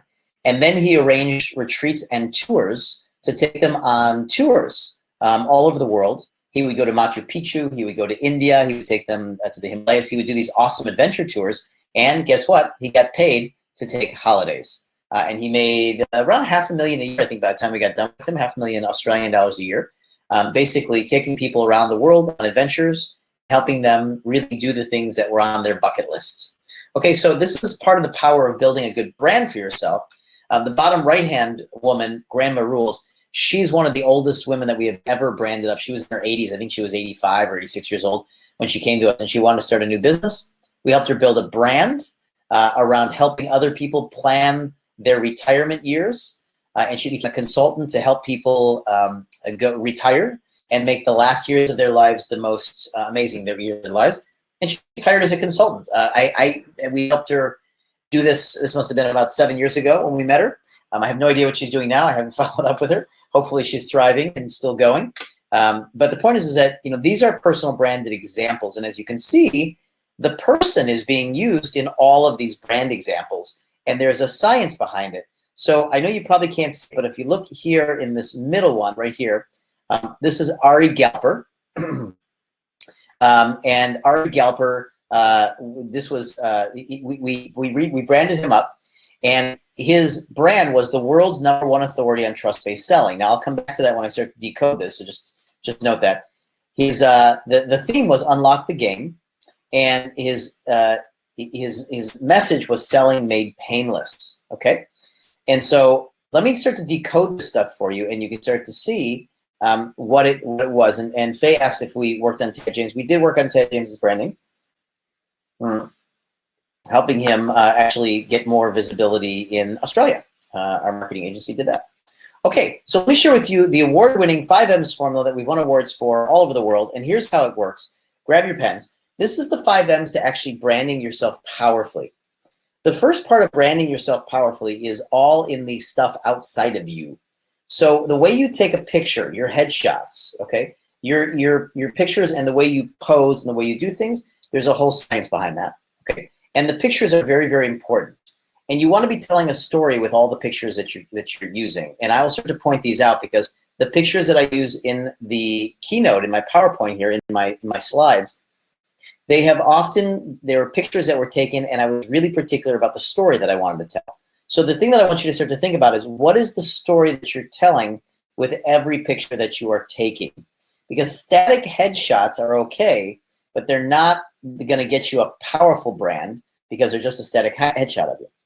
The second part of your brand is your name. I should say that the second part of makeup is your name, and your full name is your brand. The third part is your label, and this was Ari Galper's, the #1 trust-based authority. Sorry, what was it? I should go back 1 second. It was the world's #1 authority on trust-based selling. There you go. The world's #1 authority on trust-based selling. That is a label. And instead of when someone says to you, what do you do? Instead of saying you're a speaker or a coach or a consultant or you own a business, you're a business owner, those labels are traditional labels. They do nothing for you. And so branding yourself with a label where you position yourself as the best in something is the thing that actually makes the difference. Now, this is what I want you to write down. Your label has to demonstrate you as the best in something. This is called an immutable law of branding. And this is a law that says people are looking for the best. So you're going to have to label yourself as the premier or the leader or the trusted source or the best in something. Otherwise, why would they go to you? So Tony Robbins was the #1 peak performance coach. Then he became the #1 life and business coach, or the #1 life and business strategist. Like, why do people come to him? Well, he's positioned himself as the #1 life and business strategist. And therefore, he's basically saying, I'm the best if you're looking to strategize your life or your business. Come to me, right? So it's very important. Camille asks, what if your full name is hard to pronounce or memorize? Camille, I have a lot of, when we travel maybe through India or we're in the Middle East, and people might have complex names, or even in Asia, we might have 3 or 4 different names, a Western name and an Asian name. What I suggest is that you pick something that's authentic and real for you, and you use it because utilizing your full name gives you the transparency that people are looking for. It gives them the visibility into who you are. And that means that you should be absolutely utilize your name. Now, if you want to shorten it, I wouldn't use a pseudonym though. Don't use a different name. But use your name. If you want to shorten it, it's fine. Maybe just use your first name. I still recommend you use your full name, but you can consider, if you think that it's very hard to pronounce, very hard to say, or a very long name, then you go for it. Yeah, there you go. Can be like Vaynerchuk, right? It's not an easy or short name, but that's his name. And he's using it. Gary Vaynerchuk, that's his name, right? So it's less about whether you're a commercially packaged, Prince, Madonna, Seal. It's not so much about that. People today, they want real people with great systems. They're not so worried about all the little details. So your full name is the deal. The next thing is the way you dress and the way you style yourself, okay? This is a very, very important part of how you're considering, your branding. And, when we do headshots for our students, we recommend that they use only solid colors. Very, very, very, very important to have solid colors, because patterns, stripes, polka dots, symbols, pictures always draw the attention away from the person themselves and the face. And your face is your personal brand. So make sure that when you're dressing, you're using solid colors only in your pictures. It's very, very, very important. And the colors that you're using, there's a whole science behind colors. And I'm going to give you the colors that are very powerful. These are considered power colors. I want you to consider these and write these down. They are pink, white, red, yellow, and baby blue. Those 5 colors. I'll say them again. Pink, white, red, yellow, and blue, or baby blue, which is the larger color of that. Okay, and I'll put that in the thing here. Pink, red, white, yellow, and blue. Okay, these are the power colors, and baby blue is the one that works the best. So these are considered some of the most powerful colors for conversion, and some of the most powerful colors to basically cause people to have a positive response. There are 3 colors that are often designed as negative or low responses, which is green, brown, and black. These 3 colors are not to your benefit. They have been proven to have lower conversion. I know Amber, and lots of, she says, I always wear black. Lots of people love black. It is a low converting color. And this all has to deal with the psychology of how people relate to colors. There is a whole psychology behind colors. If we look at each different psychology of color, pink often has the psychology. Let me ask you, what do you think of when you think of pink? Go ahead and drop that into the window. What do you think of when you think of red? What do you think of when you think of white? What do you think of when you think of yellow? And what do you think of when you think of blue? These colors have a consistent, archaic, hard wiring to the brain, and they cause a uncontrollable, unconscious response to an emotional connection to a color. It releases endorphins in your brain. It's all sorts of stuff. and Faye's exactly right. Trump's ties are always the power colors. He's always wearing pink, yellow, red. Usually doesn't wear a lot of white, but blue or baby blue is very, very true. And of course, Tiger Woods always wore baby blue shirts. Absolutely. Now, Manette says your website pictures are in black suits. Now, the suit is not so much. So suits can be, and I wear a lot of blue suits, as well as I have red suits, and I have black suits. But it's actually the shirt and the tie and the pocket square for men that are so important. Okay. Let me actually. I'm going to pull this up real quick here. I'm going to give you, see if I can get this to work as I hope it will work. Let me bring up another presentation here, and I'm going to show you some of these things on this presentation that will hopefully give you the example of what we're talking about here. It will give you a layer of the colors that work well together, and a layer of how people are utilizing these things. So I'm going to pull that up right here, and then we'll switch over. So the colors do have a whole set of meanings to them, and this is really just what I want you to understand and take away, that they have a whole meaning to them, and they are. It's very, very, very important that you understand those meanings. Okay, let me see if I can switch over here to this other PowerPoint. Give me 1 second. Let's see if we can get it to work. Yep, I think this will work. Let's see here.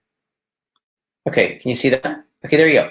So colors that work: pink, red, yellow, white, baby blue. Colors that don't work: green, orange, and black. Now, people are so confused often by why green is not very powerful. Green is a color that's based upon wisdom, and green is a color that is more neutral. It doesn't create a lot of fire emotion. Brown obviously doesn't either, and black doesn't either. Okay, here's a color combination for men. Okay, the color combination for men is shirt and tie: white shirt, white tie; white shirt, pink tie; pink shirt, pink tie; white shirt, blue tie; white shirt, yellow tie; white shirt, red tie; and blue shirt, blue tie. Okay, these are power colors that always work well together. Okay, and as we continue to look, we can see. I'll show you other examples. This is typically examples of Trump. He's always in power colors. Here's a gentleman in pink, right, utilizing this stuff. All right, here's a gentleman using all these colors that we're talking about here: white on white, white on white, white on red, things like that. Here's some ladies that are using these colors. Okay, and here's some ladies that are also using these colors. These are the power colors. And these are colors that make a huge difference in actually, and see how they're all solid colors as well? This is part of your brand. Okay? All right, cool. Let's move on from that particular point and bring you back to our 5 M's, and we'll go back to that. Here we go. Okay, number 2, your message. Your message is what you stand for. It's what you're saying to your audience. And a message to market match is critical.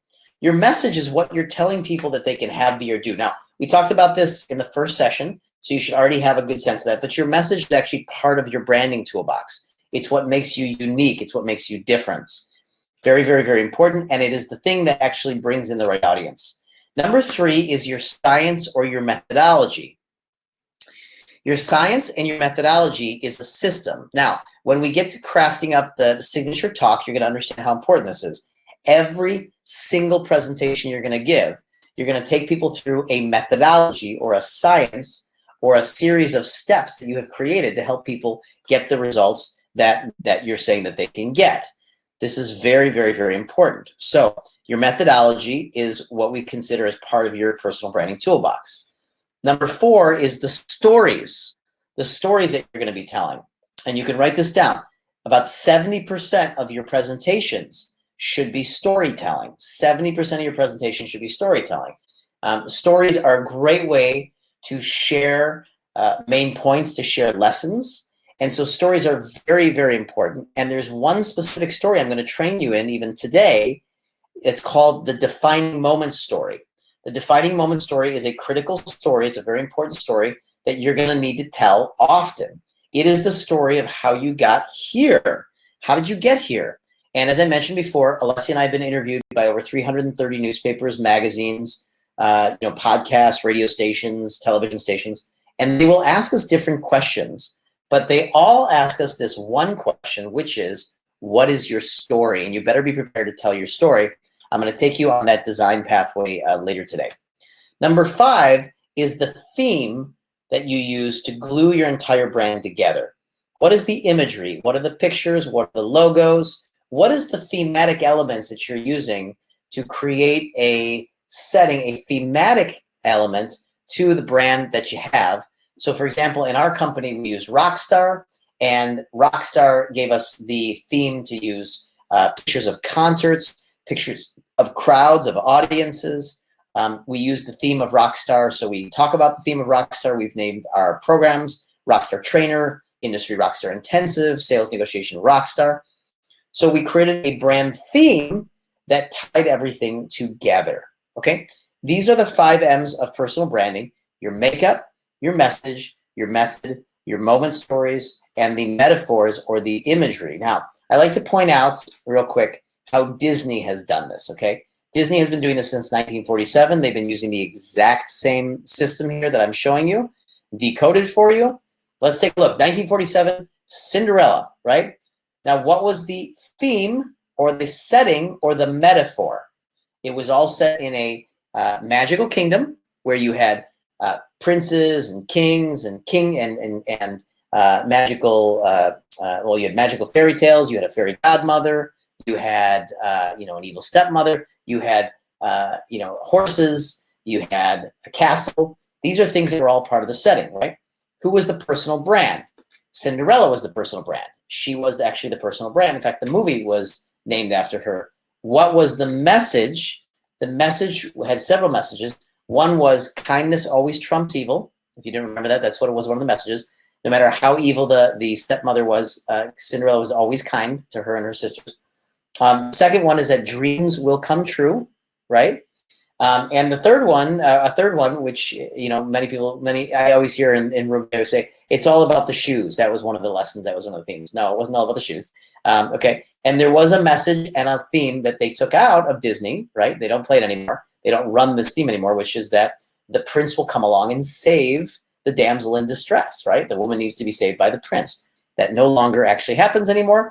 And in fact, it's quite the opposite now. Now there's a lot of movies where the heroine is the young lady saving and helping the man. In fact, watching Frozen today, it's all over that movie, right? Sisters save everybody, and they are the ones. And actually, the act of true love is not between a man and a woman in Frozen, which is one of the unique parts of Frozen. The act of true love, which is true love will save you, or love is the only thing that's the most important thing, is actually between sisters. And so they keep those themes, and they've been having those themes since 1947. Okay, so this branding stuff is very powerful, and it works very powerfully. Okay, so how do you get this into your speaking business? Let me help you integrate this into your speaking business. First of all, your makeup, how you take your pictures and your headshots, the clothes that you wear, the colors that you're using in all of your presentations, in all your videos, in all your pictures, very, very, very important. The label that you choose. Are you, Dubai's #1 mind shifter? Are you Europe's premier self-empowerment expert? Are you America's small business coach? Okay, this is the label, and you're going to position yourself, and you're going to put that on your speaker kit. You're going to put it on your website. You're going to put it on your videos. Hey, this is Kane and Alessia, the world's #1 global business mentors. I forgot what our label is. #1 global business mentors. Hey, this is Kane and Alessia, #1 global business mentors, and we are excited. And we always open up with something like that. Or hey, it's Kane and Alessia, best-selling authors, serial entrepreneurs, and award-winning entrepreneurs. We open up with something that has that positioning around our brand. The message is the message that you stand for. Did you know that you could be taking what you love to do and turning it into a 6 or 7 figure business? That was one of the messages that we had, and I shared this with you in the last session. So you're going to be sharing your message in your videos, in your presentations. You're going to be sharing in every webinar. You're going to be sharing it in every meeting, every pitch meeting, whatever you're doing, you're going to share the message, plus the method. Your method is actually going to go in, your science, your system is going to be presented in every 90-minute presentation. You will have a video on YouTube that you present literally your method, your system, and you might have many, many frameworks and methodologies that you're going to have in your brand. Where are you going to use it? You're going to do it in your presentation. You're going to do it on your webinars. You're going to shoot a video with it, and you're going to put it up on there. Then your moment stories. Where are your stories going to go? Oh, well, every presentation, you're going to tell your stories. Every interview, you're going to tell your defining moment story. Every single webinar, every Facebook Live, every well, maybe not in every podcast, but you will tell it somewhere, or you will refer to it in everything, okay? It's going to be powerful. Every interview, for sure, you're going to tell that story. And the last one is your theme. Your theme's going to go on every creative thing, whether it's your slide design, whether it's your websites, everything visual that you're going to be using. Think about Grant Cardone with his 10X, right? He's got 10X on all the shirts. 10X is his whole thing. That's his theme. It's 10X, right? So he's got the 10X theme. We've got the Rockstar theme. What is Tony's theme? Well, Tony's theme is kind of a sort of that concert thing as well. Tony kind of came up in an era where they weren't using a lot of thematic elements, but today they are. Today they absolutely are. Brendon Burchard, he was the Experts Academy. It was all about that experts thing. That was his theme. It was all about experts. Who are some other good examples? Well, I'll get into some more of these personal branding examples shortly. Okay. Now, Salman asks, is there no legal obligation that you are real for what you claim? For example, a #1 trainer in America. So, Salman, there is no. Is there any legal obligation? The answer is no. There's no legal obligation. If you are not comfortable with utilizing #1, you don't need to. You can say premier, leading, longest in business, trusted. Trust is a big one. People love trust. You say trust. America's trusted business trainer. Are you America's trusted business trainer? What's the difference between that and #1? Now we have actually tested. Here's something interesting for you. We have tested actually utilizing #3 instead of, we said we're the 3rd best business coaches in the world. Turns out that when you use #3, you actually raise the credibility of the observer. The problem is that when someone says we're the #3 best Italian restaurant in the city, where does your attention go? It goes on who's #1 and #2.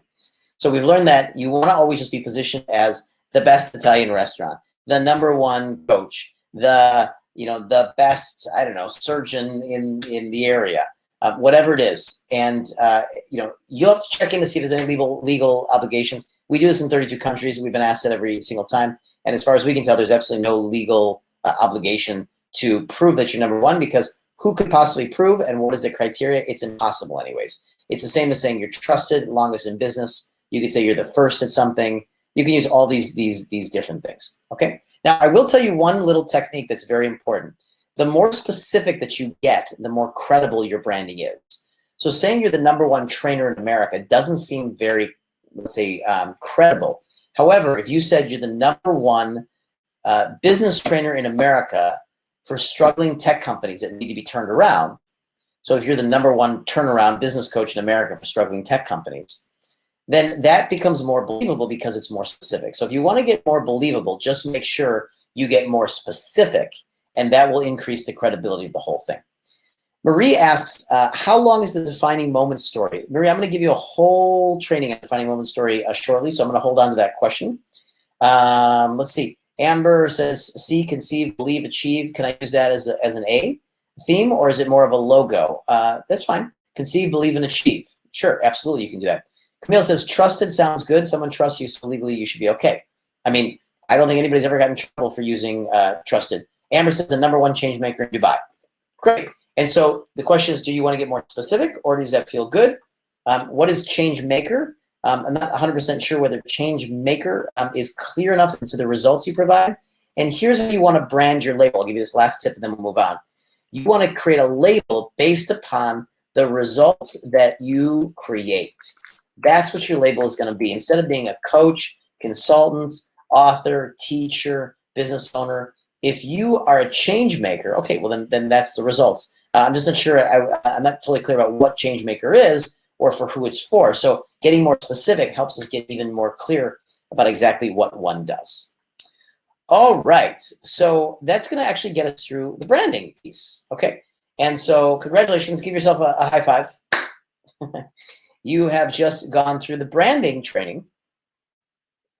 As you start to implement that and use those experiences and use those techniques in building out your speaker kits, your videos, your social media, and you start to use that stuff, you're going to start to increase your perceived value in the marketplace. So where do we go from here? Well, here's where we're going to go from here. We are going to look at now how to start to build the business, of what you're doing, and how to start to look at making money as a speaker or as a presenter. So let's take a look at how this starts to work. Before you do that, I definitely recommend you take a big stretch up in the air as we change topics. It'd be a great place for a break, but I don't want us to take a break quite yet. I want us to get into that. But go ahead and take a big stretch up into the air. In the meantime, get yourself a little hydrated. I will do that. As a little side note, just amazing what's going on in the world right now and how we are all adapting to such a profound impact across the world as, right now we're dealing with this coronavirus, which I'm never going to talk about it because as we watch back these videos 2, 3, 5, 10 years from now, I hope that we watch them back and go, wow, remember that time, unprecedented time in history when every country was locking down their citizens to stay inside? What a crazy experience of life, right? It's so unbelievable that it was something that we're sharing and we're sharing across the world, which, there's only a few things that the entire globe shares in. And, I really hope that we all understand the impact that we make as humans together. I think this is really starting to give us all a real understanding of how important as a community we need to work together as a community, as a globe, and that we can't think of ourselves as isolated countries or cultures or anything anymore. We are a system. And let's just hope that this whole thing goes away quick and leaves a lasting lesson for us, which is that we really need to working together to really be a human race. It is the human race. There is one race, the human race, and when we work together, we do great things. So, all right, great. So let's move into this business side of thinking about the speaking side. Now, if we tweak our formula here, as I told you, we're going to tweak it. We started with your platform and your message. I now took you through the personal branding toolbox. And now we're going to talk about how to sequence your offers as a speaker, which would then, those three things would actually give you a powerful way to talk to organizers. This is why this morning when Alessia and I were talking, she said, I think we should move the organizers just after this stuff. Because now when you walk into an organizer and you've got a personal brand, you've got clarity in your message, your platform, and you know what you're going to offer to the audience, you're going to walk in like a real professional, and organizers are going to take you seriously. They're going to know that you have the structures and the systems in place to be considered a great speaker. So let's take a look now, okay? This is how speakers make money, and I want you to start thinking about how you want to make money as a speaker. What we're teaching you here and what we specialize in is called profit speaking. It's not public speaking. Not even, I wouldn't even call what Les Brown does as public speaking. He's profit speaking. He makes money every time he speaks. And that's what he does. It's a profession for him. And that's great. He's awesome and he deserves it. And he's done a great job crafting his stories and his presentations. And that's what he has become obsessed with, is how to deliver a presentation that moves an audience to tears and emotions. And so this is an art. It's a skill. He spent 50 years crafting it. And so just like anything, whether you were a great tennis player, or a great accountant, or a great musician, or a great coach, or a great practitioner, or a great storyteller, when you craft your art and you do it well, you're going to get paid for it. So let's talk about how speakers make money. There are two ways, really, that speakers make money, and I'm going to add in a third way as a kind of a new option. It's a little bit of an indirect way of making money. Okay. The first way they make money is they get paid a keynote fee. So a keynote fee is very simply a flat fee. Okay. So when you send your speaker kit out and an agent books you, assuming they do, then you can get paid a flat fee. And so speakers get paid flat fees to usually present. The length of time that a keynote usually is about 1 hour, 60 minutes. Sometimes it can be 2 hours. And funny enough, it traditionally was a 1 hour keynote. This was very traditional. When you got paid to do a keynote, you would just show up and you would do a 60-minute presentation. However, the world is changing. And today, keynoters are expected to do more. They're expected to come for maybe 2 hours, or also participate in a private group session, like a breakout session after their keynote. Or they may be asked to do a Q&A session over lunch, or a panel session where they're on a panel with 4 or 5 speakers and there's a moderation between the audience and the panel. They may be asked to do a private dinner or a private lunch. So there's all sorts of different modalities. And I'm telling you that because you can suggest that. If you want to be a keynote speaker, your brand is going to be one of the most important assets that you have. Of course, Tony Robbins makes more now that he has done his movie than he did prior to his movie. He wasn't earning as much as a keynote speaker prior to his movie as he does now. Certainly having a movie done about you raises your profile. Anything that's, like I said, film and television, anything that's distributed across the world that has a big impact is going to raise your brand profile. And as you raise your brand profile, you can charge more for a keynote fee. Now, how do you set your keynote fee? Well, I actually want you to set a keynote fee for yourself. I like every one of our students to have a keynote fee. Even if you never get paid your keynote fee, you need to have it. And I'll explain why in just a moment.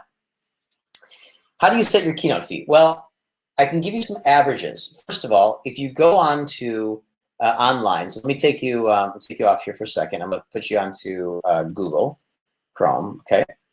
And we'll put you back here. And I want to show you what happens if we go and we search for, let's see if I can pull up this. Here it is. Okay, great. If we go for speaker agencies, speaker keynote agencies, okay, we can pull up a whole bunch, okay? Top women's keynote agency, Samantha Pettis, Meet Jeff Haven, Seriously Funny Keynotes, celebrity speaker, the world's most famous hacker, hire a top keynote speaker, okay? Bigspeak.com, thespeakeragency.com, bigspeak.com, Harry Walker, this is a very famous agency, okay? In the meantime, Keynote Speakers Inc., all right, Convert, you see this is pulling from our area because we're in the San Francisco area, so it's pulling from our area. If you do the search in your area, you'll get the keynote groups in your area. Some of these are global, but most of them are not. So these are all the speaker bureaus, right? In the meantime, if we go into these, let's go into premium speakers. We can start to scan through their speakers, and typically they will have their rates right on the, right on their thing here, right on the site. So let's go to this first woman, Fatima Bhutto. I don't know who she is, but I'm sure she's marvelous. And if we scroll down, okay, okay, it's going to have a whole information on her, just like your speaker kit. Journalist, author, young global leader. Okay, went a family background in politics in Pakistan. Tell her and following the death of Father 96. It gives her the whole thing. Middle Eastern languages. Studied cultures at Columbia University. All right, all this kind of thing. Now, does it have her keynote fee on here? It doesn't, so you're going to have to contact this group. You can download this as a PDF to show, or you can contact them. Oh, let's see. Here's images. Oh, here you go. Okay, images, right? There you go. Not a lot of images for her. And let's see if she's got videos. No videos. Does she have a book? Okay, here's her books. All right, so she's got a few books. The Crow Eaters, The Shadows of the Crescent Moon. This looks like maybe fiction books. Then her articles written about her. See how it all comes true? Links in media, right? Okay, not much actually on her. If you want to find out, you can send an online request. You can write, or you can call the agency, and they will give you her keynote fee. And the reason they're probably not putting her keynote fee on here is because they probably want to negotiate it with you. They probably don't want you to be turned off by a keynote fee, and therefore they want you to call them to negotiate it. Salmon says that Fatia is the daughter of former Prime Minister of Pakistan, Benazir Bhutto. Okay, great. Yeah, I'm sorry, I'm actually just not familiar with who she is. So let's go take a look at some others. Now, let's go to another agency and see how they set this up. Okay, we'll go to another agency. That looks like that agency might even, and a lot of these agencies, they specialize in certain things. Like that agency might be specializing in political speakers, for example. Let's go to Speaker Inc. Let's see what we've got here. Okay, and then I'll take you to one like CAA right here. CAA is very famous. Okay, looking for a keynote speaker. So now you've got all these keynote speakers, and they've signed a deal to this agency. Does that mean that this agency is getting them work?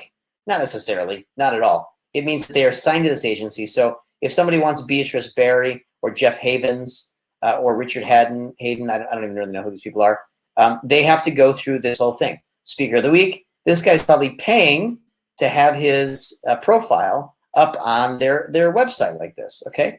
And then they do things that attract attention organically to their website to be able to get their speakers more opportunities, okay? Now, if we click into David Mead, let's see what happens. Keynote speaker, facilitator, broadcaster, entertainer, and mind reader. Ooh, he's a mind reader. I wonder if he knows that we're looking at him right now. Wow. Speaker of the week. Okay, about the speaker, right? Videos, right? Corporate show reel. So he's obviously from corporate. Okay. Oh, they've immediately distracted you into other speakers. Okay. Let's look more about this speaker. Okay. And we'll go in to see what he's got going on. All right. Here's the topic. So if I searched him, if I searched for an entrepreneur or empowerment or TED or TEDx, he would come up. So here's his profile, right? Just like you would need to write. Here's his show reel. Okay. I'm sure we're going to have pictures. Here's his talks. Bespoke means he would create it for you. Okay. You know, this is not a very, let's see if we go into growth mindset. A high octane session looks at the role and mindset and the driver decision. So what I gave you here is I gave you the pieces that like what we've been talking about is going to get you this kind of stuff. It's going to get you set up for these keynote gigs. In the meantime, and I'm going to answer your question about if anybody's got a keynote range for Dubai. The last one I'm going to take you into is Terry Walker, and they are a very, very well-known agency. Now, I happened to be on somebody's website just the other day, and unfortunately, I didn't keep it. So they have very high-profile brands, a lot of brands that are known as household names. Okay, as you might know, Matthew McConaughey and this kind of stuff. Now, if we go in here, let's see. Let's go to Serena Williams, and Serena Williams. They give you a little bit of her background. Okay, and normally the city says inquire about availability and fees. Now, I was just on a speaker website the other day, and unfortunately, I didn't mark it, but they had everybody's fees on there. And so this is what I'm going to give you now. Okay, I'm going to click off of this, come back to here, and we'll go back to our presentation. And I'm going to give you some recommended fees. Okay. So here are common keynote fees. Common keynote fees start for unknown brands at somewhere between $500 and $1,000 US equivalent. Okay, $500 to $3,000 US is a very common range for brand new speakers, depending on what your topic is. If somebody doesn't know who you are, this is very common. Okay, $3,000 to $8,000. $3,000 to $8,000, dropping this in the chat window, is more for seasoned or experienced speakers, and they have some sort of, a little bit more of a developed brand. Usually, you're going to have a book if you're going to be there, or you have to have some sort of notoriety. I mean, look, can Matthew McConaughey get away with not having a book? Yes, but he's a famous actor. So if you're someone who is building your brand and you want to increase the keynote fees that you're going to get. You're going to need more collateral, which means you're going to need a book. Okay. Then we've got, let's say the 9 to let's sort of kind of the $20,000 to the $25,000 range. This is pretty common. Okay. This range is for those that are a lot more kind of small celebrities. So you've been on television, maybe you're a journalist, you've been interviewed many times on TV, you've got many best-selling books. This would be something that you would be, as you build your best-selling book kind of thing, and you build your media presence, if you're starting to get a nice following, 50, 60, 100,000 followers that are real followers on social media, you can start to see more like keynote fees at 15 to 20,000. Okay, that is really more for people that have a following, and the organizer is going to leverage your following, because if someone's going to pay you $25,000, they want you to have had a couple of best-selling books. They want to have had you have a following, and as it turns out, this is the fees that Alessi and I are at. Is we are $25,000 a presentation for our keynote fees. That's what we've set our fees at. Okay. The next level up is essentially about $25,000 to $100,000. Okay, and this would really require you to be multiple best-selling author, having a pretty good following, really having a decent known brand in the world. And then we get to the Uber brands, which is the 200, let's say, it's a little bit arbitrary, but $200,000 to $1 million, $1 million keynote fees. Okay, and they do go above and beyond that, but these are pretty typical. Famous actors will be around 250, 300,000. Maybe a famous politician might be 450, 500,000. Sometimes very famous or very high in demand politicians or very high in demand actors charge $1 million or $1.5 million. This is probably not so relevant to you. I'm just sharing with you so that you know what's going on in the industry. And so you don't say, well, I'm going to set my rate at 100 grand, because you're going to be competing with all the other people that are probably, television names that are maybe at 100, 150 grand. So they're not going to bring you in for 100,000 unless you have the brand power. Now, isn't this interesting? It's always been fascinating to me that just because you build a following, suddenly people start paying you more to show up. Isn't that crazy? When you build your brand and you've got your media, your news articles, your books, your awards, you've got your following, all that kind of stuff, people start paying you more, and that's amazing. So there's a couple of good questions. Amber asked Tony Blair. Well, so Amber, I'm not allowed to actually share anybody's specific keynote fees, especially publicly like this. We have in our agreements that we do not share anybody's keynote fees out of respect for their privacy, and also because sometimes they want to change them. So if I hired Tony Blair for $5,000, which I didn't, but if I hired him for $5,000 and I tell you he's $5 grand, but now he wants to charge 25 grand, suddenly there's this discrepancy in the marketplace. So in every contract, we're under a legal secrecy to never reveal somebody's keynote fees. Okay. Also, when we contract, large brands like Tony or Les or Randy or anything like that, if we're going to offer them multiple cities, 3, 4, or 5 cities, we are then they're gonna definitely do a deal with us. So if we take them to 4 or 5 or 6 cities, then we get a deal. So if somebody wants to do keynotes with you and it's an organizer who does events or conferences in several different locations, you can offer them a discount in your keynote fee by saying, look, I'm 10,000, a keynote, but if we're going to do 3 or 4 of these, I'll lower it down to 7,000 a keynote or 8,000 a keynote. And they might put together a package for you, that kind of thing. Okay. Amber's question, do certain industries pay more, like corporates or banks? So the answer is not really, Amber, and it's a little bit inappropriate to charge different rates for different industries, although it does happen. And based upon a keynote or a speaker's desire and the opportunity and how much they think the client is willing to pay, they will often come back with a quote. This is why they don't have their prices on the websites. They want to talk to you. They want to know what you want. They want to size you up and figure out how much budget you might have. And then they want to basically make a quote that could be totally different than the last quote that they did with somebody else down the street. So it's industries don't really definitely necessarily pay more. It really comes down to the opportunity. if you're running a conference as a bank and you're going to have 100 selective clients there, and you come to, I don't know, an actor and you say, look, I got $50,000. That's all I can afford. Take it or leave it. They may say, sure, I'll come and do it. It's a small event, no big deal. It's nice and cozy, and it's cool.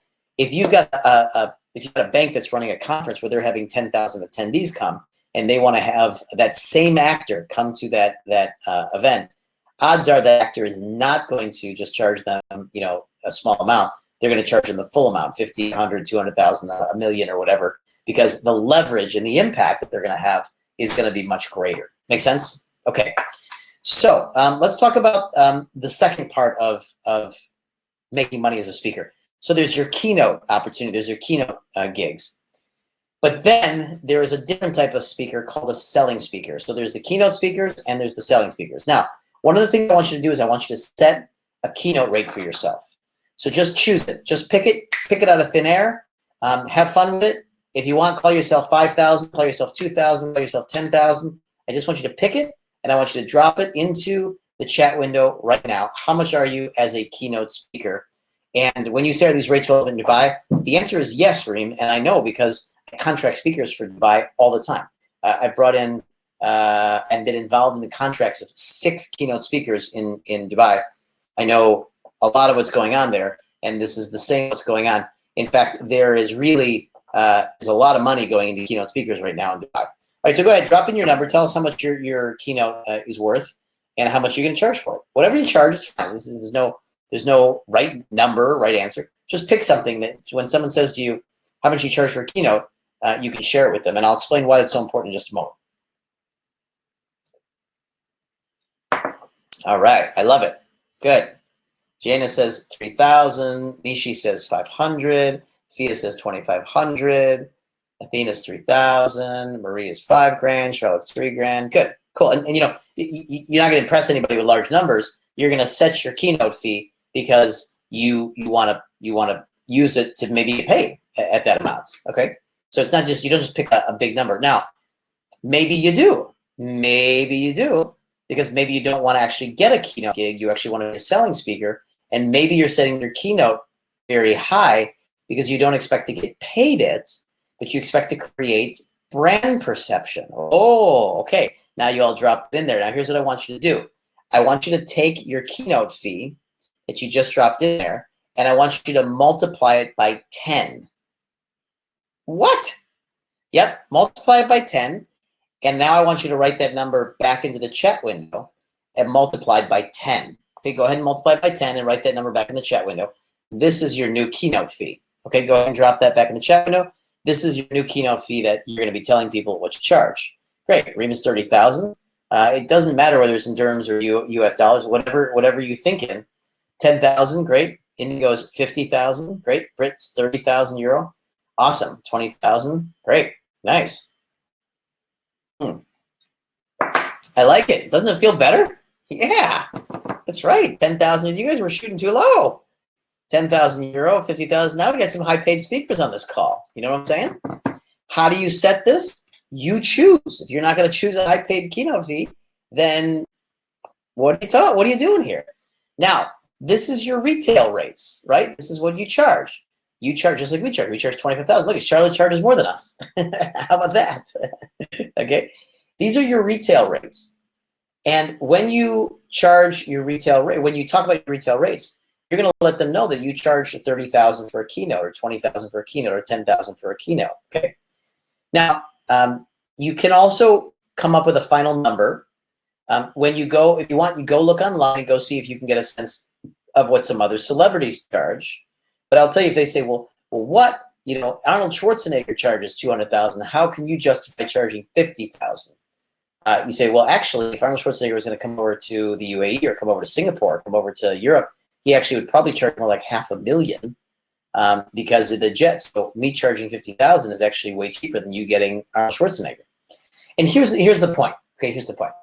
You pick your keynote fee, and here's why. You're setting up and anchoring to a number of perceived value. Notice how much better you felt when you said that you were 10,000, 15,000, 20,000, 7,000, 30,000, 50,000. You feel a lot more valuable yourself, and that perception is what is given off to the organizer. Now, how do you use this? Because if you're saying, well, hey, Kane, I can set my keynote fee at $1 million, but no one's going to pay me. I'm going to say, I understand that. So if you're not concerned about getting paid your keynote fee, this is awesome. But even if you are, understand this.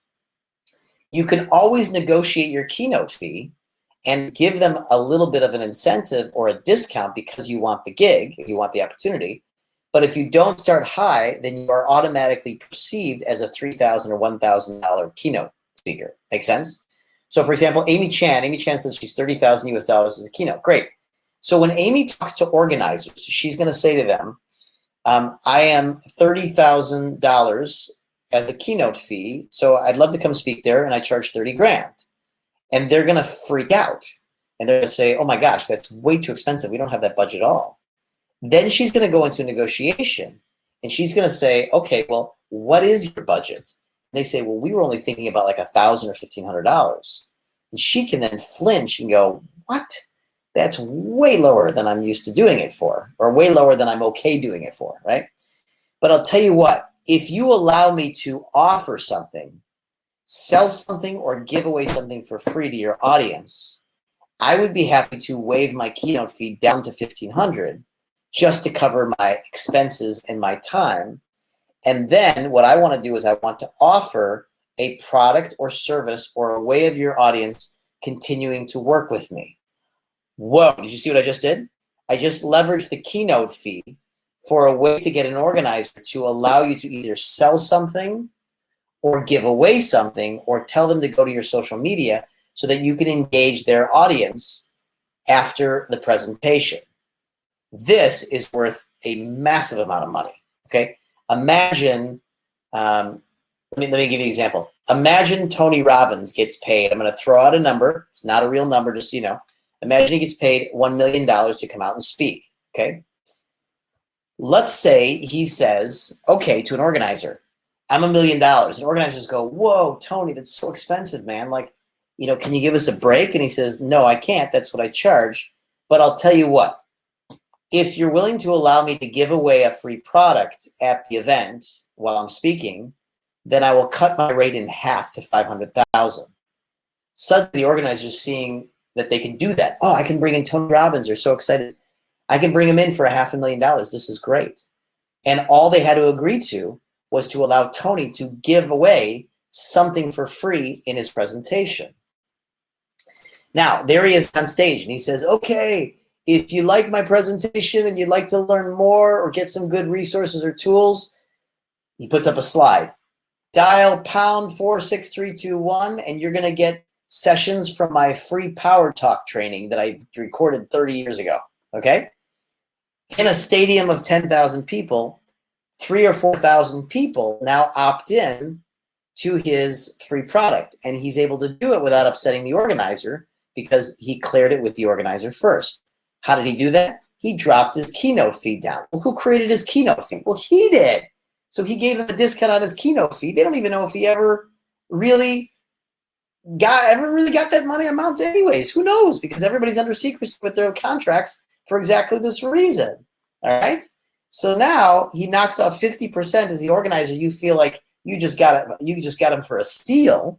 In the meantime, he just got you for a steal because now he gets to offer a free product in the room, and from that, he's going to collect 3,000 or 4,000 people to his database. Now let's just do some math. Let's say he gets 4,000 people from a room of 10,000 to opt in for a free product. His team goes back and they start selling these 4,000 people tickets to his, I don't know, $3,000 business mastery training. And let's say 10% of them say yes. So he gets 400 people times 3,000. What did he just make? 1.2 million. And what he did is he set his keynote at $1 million, dropped it down to be able to have negotiating leverage to get an organizer to say, yes, you can give something away for free.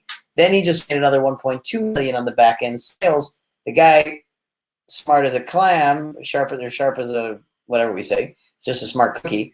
He's now done $1.7 million from that gig. And this is all hypothetical, but it really does happen just like that. Okay?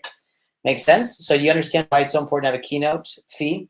You're going to use the keynote fee not because you're going to get it, and you may, who knows, maybe someone will pay you for it, but you're going to use it as a negotiating tool to say, I'll be happy to waive my keynote fee if you allow me to give away something for free or sell something to the audience. How do you like those apples? Huh? How do you like that? I'm going to give myself a hand.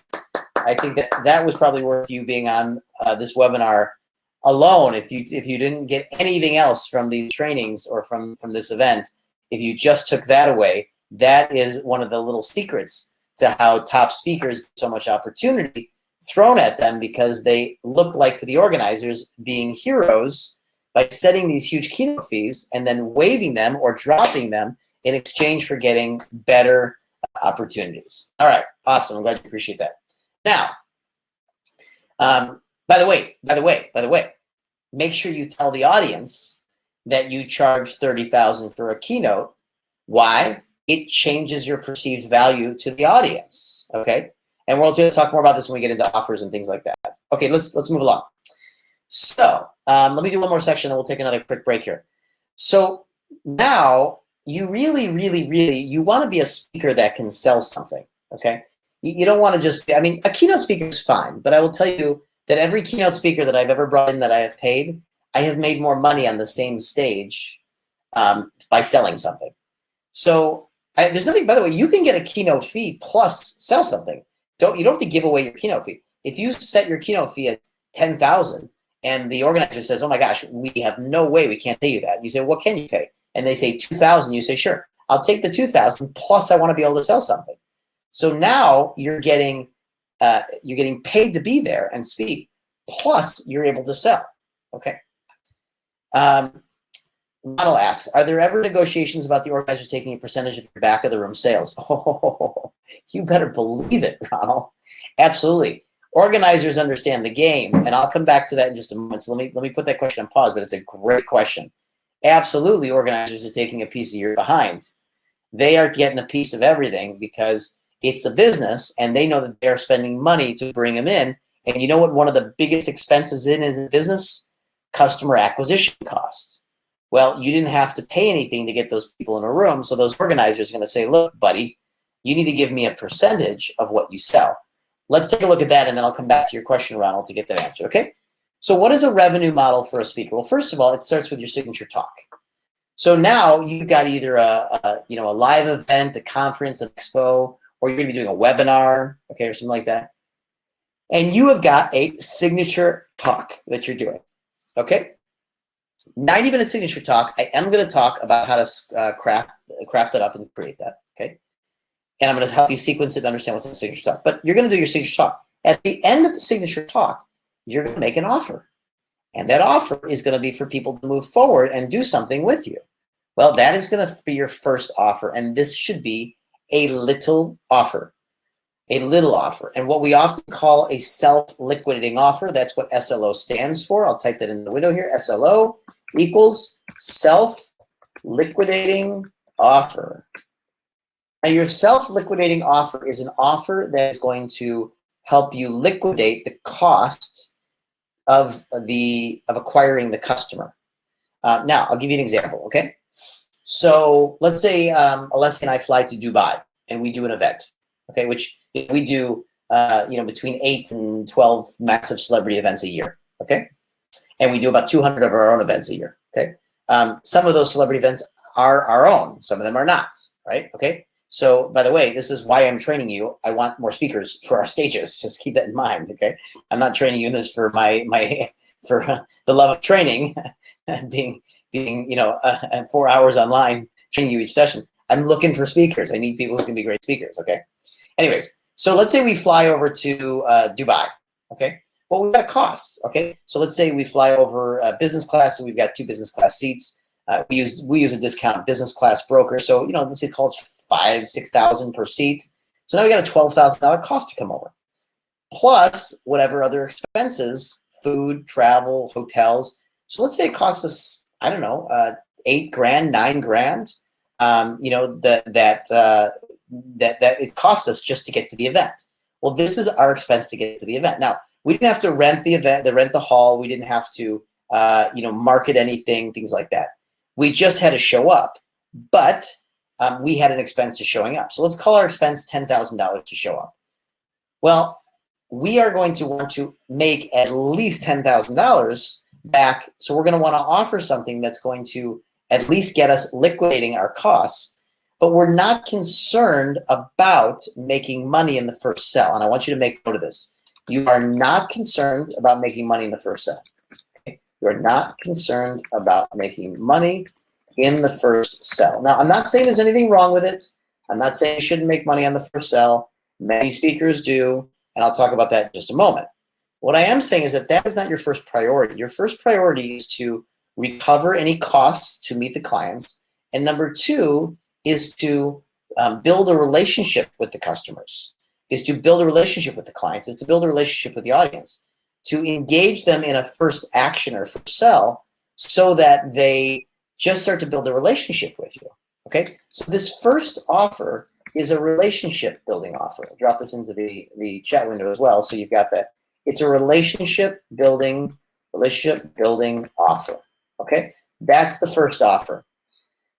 Now, what is a first offer typically as a price point? Well, I can tell you we do this all over the world, so I'll give you, it doesn't matter whether we're in the UAE, in Europe, in Singapore, in Australia, in America, Mexico, Canada, doesn't make any difference. Here's what the first offer should be. Live, offline is a little different than online, but the first offer should be somewhere between $100 and let's call it $3,000 max, okay? This is the first offer.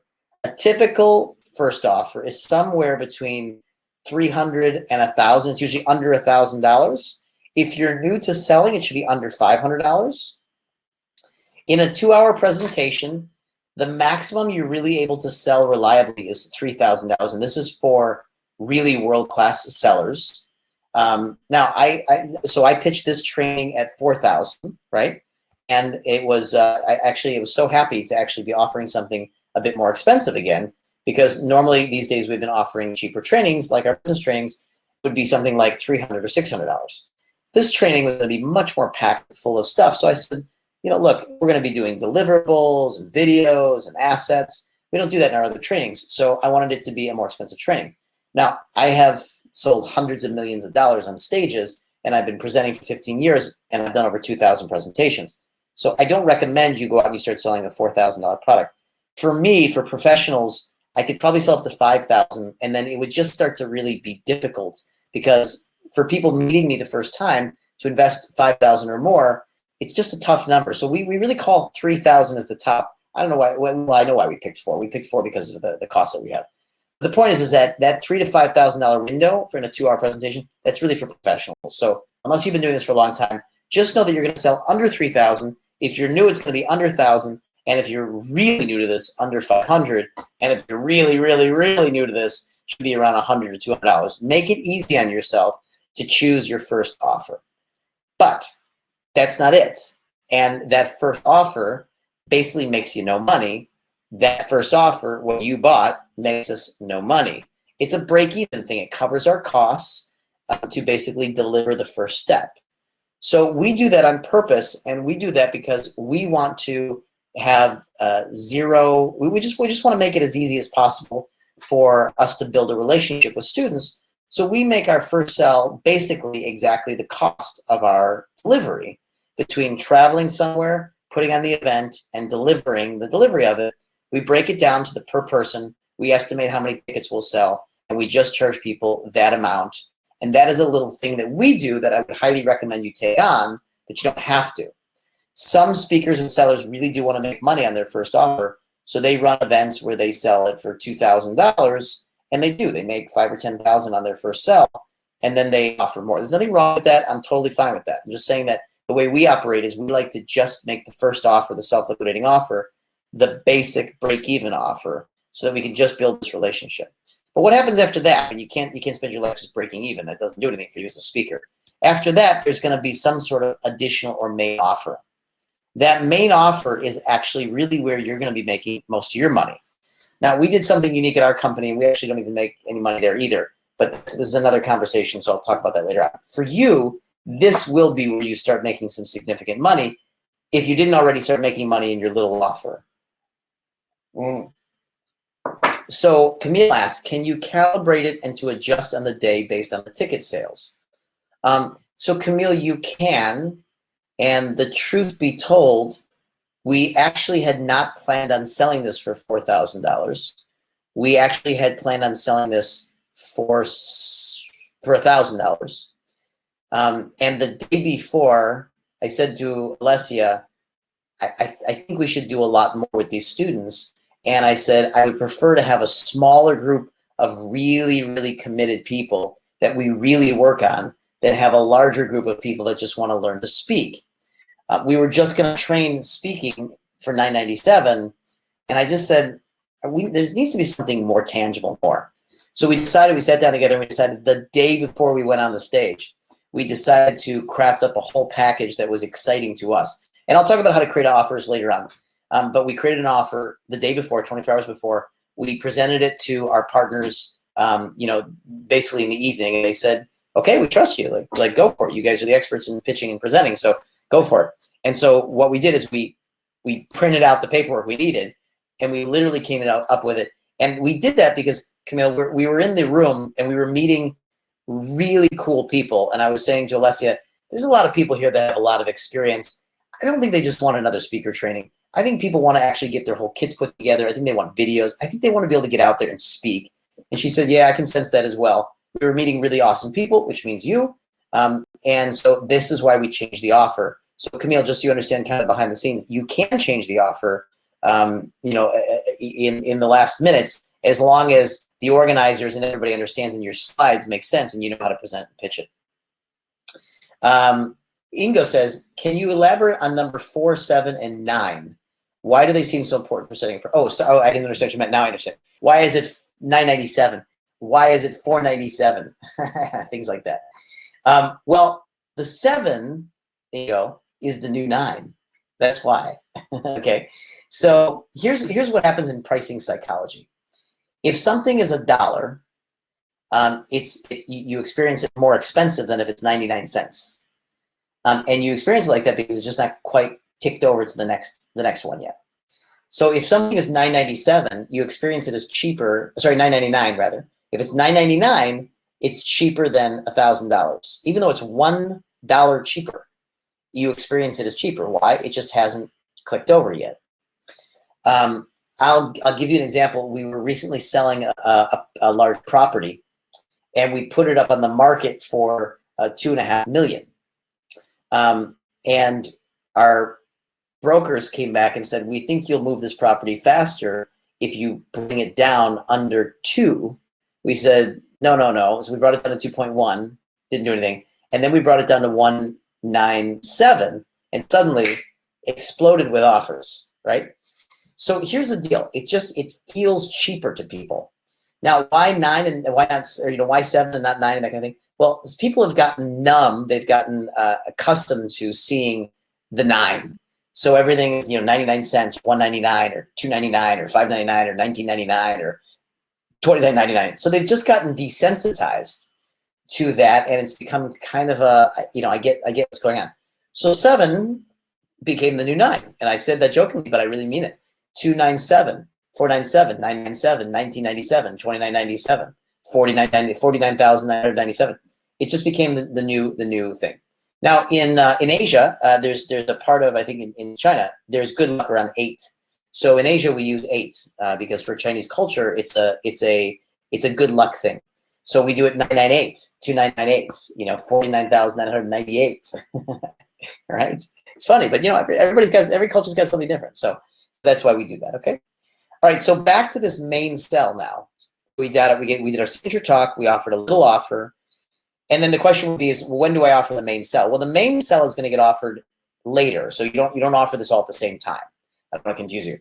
You have a signature talk, you do a little offer, and then you typically will bring them on to an online program, or you'll do an assessment with them, or you'll do a workshop with them, and then you're going to offer them something longer term and greater. So let me give you some ideas about this. What could be a little offer? Well, what can you do for $100? What can you do for $200 or $300? Let's say you want to keep your little offer under $500 or whatever the equivalent is.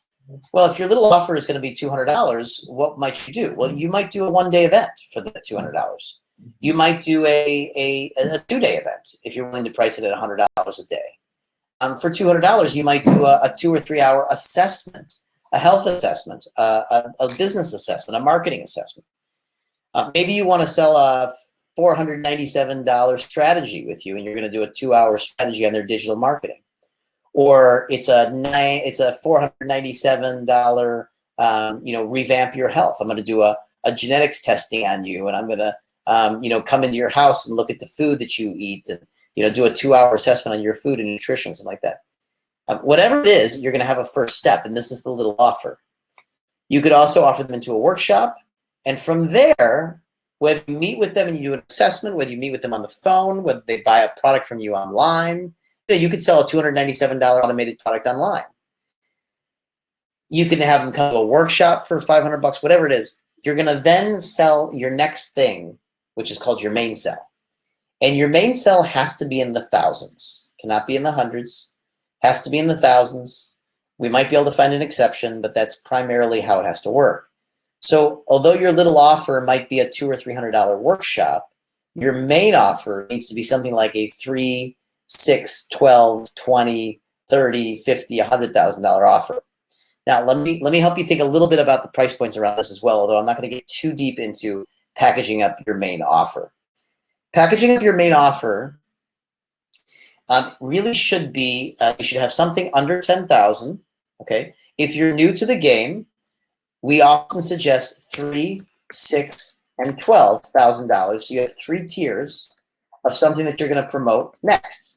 You don't have to have 3 tiers, but we recommend that you sell if you only have one option, we recommend that you at least have something under $10,000. If you're going to have multiple options, then you can scale it up 3, 6, and 12. Another version of this is 5, 10, and 15, but actually like 5, 10, and 20 even better. And now you're going to start to notice a pattern, okay, that it's going to be 1x, 2x, and 4x. This is a very common pattern. 1x price points, 2x price points, and 4x price point is how you would build out your tiers of lower tier, middle tier, and higher tier, okay? That means if you want to put it at 10,000, 20,000, and 40,000, very, very, very common, okay? What I can tell you is that 18,000 is a common ceiling for programs, training programs, mentorship programs. This is a common ceiling. It's an optimized number for sales of the second thing. So typically, trainers will sell something for under 10,000, like 3, 5, or 6,000. Then their second offer will be something like 12,000, just over 10,000. And then their third offer will be 18 or 20,000. This is very common how you'll start to see trainers sell. Now, we have a whole pricing psychology around 5 tiers. I'm not going to get into that right now. But if you have ever been to an event of ours and you've seen our tiers on our pricing, you're going to see 5 different tiers. And so we have a whole world around that. But for right now, let's keep it simple for you. I want you to consider a little offer. So I want you to consider a little offer under $500 and a main offer between 3,000 and 20,000. Okay? Here's what we're going to do. We're going to take a quick break. I'm just going to take a quick break to just relax for a second and stop talking for 10 minutes. Get some more water, get a more water refill. Go get a little air, get up and walk around. You've been absorbing a lot of information, and start to think about what is the little offer that you can offer. Would it be an assessment? Would it be a call? Would it be a workshop? Would it be a small product if you're into products? Costi with his roofing can do an assessment on their house, but something more thorough than would be for free. So something that's small is they're going to buy it. It's not free. You can't give it away for free. So it's not so accessible that it's free. It's not like everybody else gives it away for free and you're trying to charge for it. That'll be too hard. But it's something that you charge for. That will be a small step in the right direction for them working with you. Okay, let's take 10 minutes. I'll be back in 10 minutes. Think about that, and I'll be back shortly. Okay?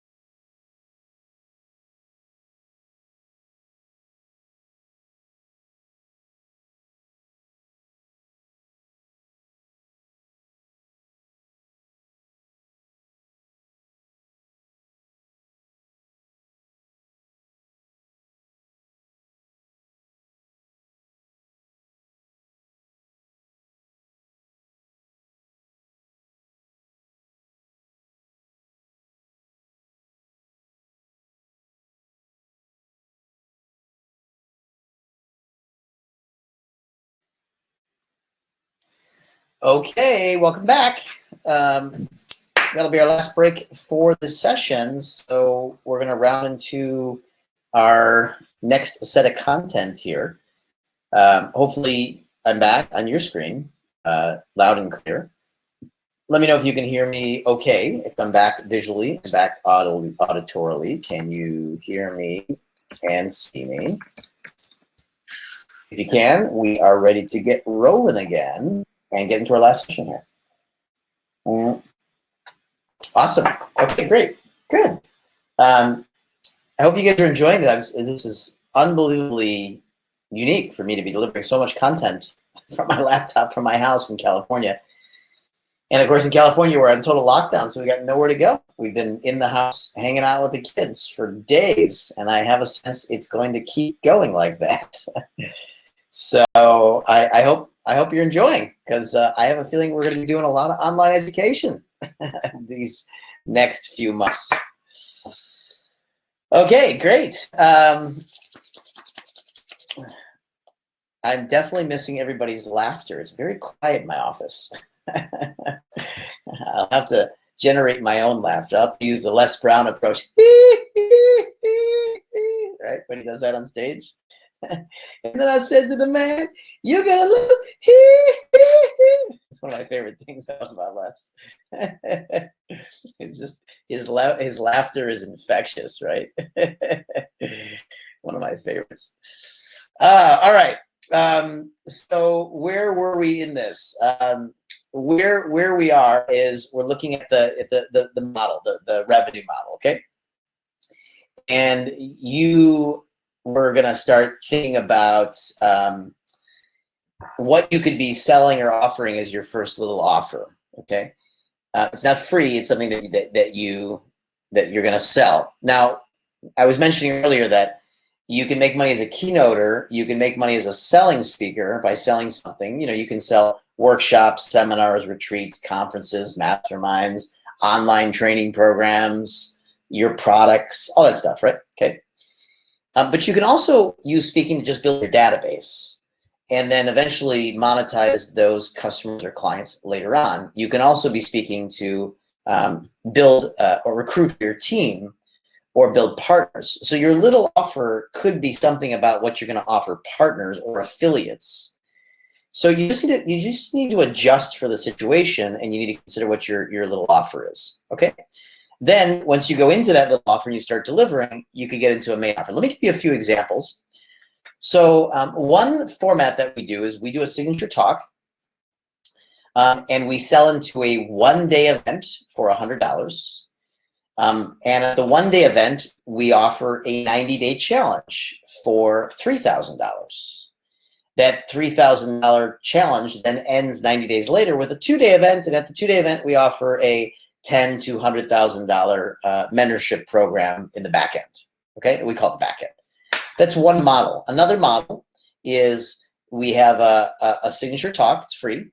We offer a $300 or $600 program, and I say E because one might be a general admission ticket or VIP. It's a 3-day event though, so we go from free talk to a 3-day event, and then at the 3-day event we offer long-term integration programs. You know, 1-year mentorship programs, 10 to 100,000 US dollars in that. So these are the different steps. Okay, but I want to introduce you to a slightly different way of thinking about this, a more expanded version of this, which is actually what we're going to call your ascension model.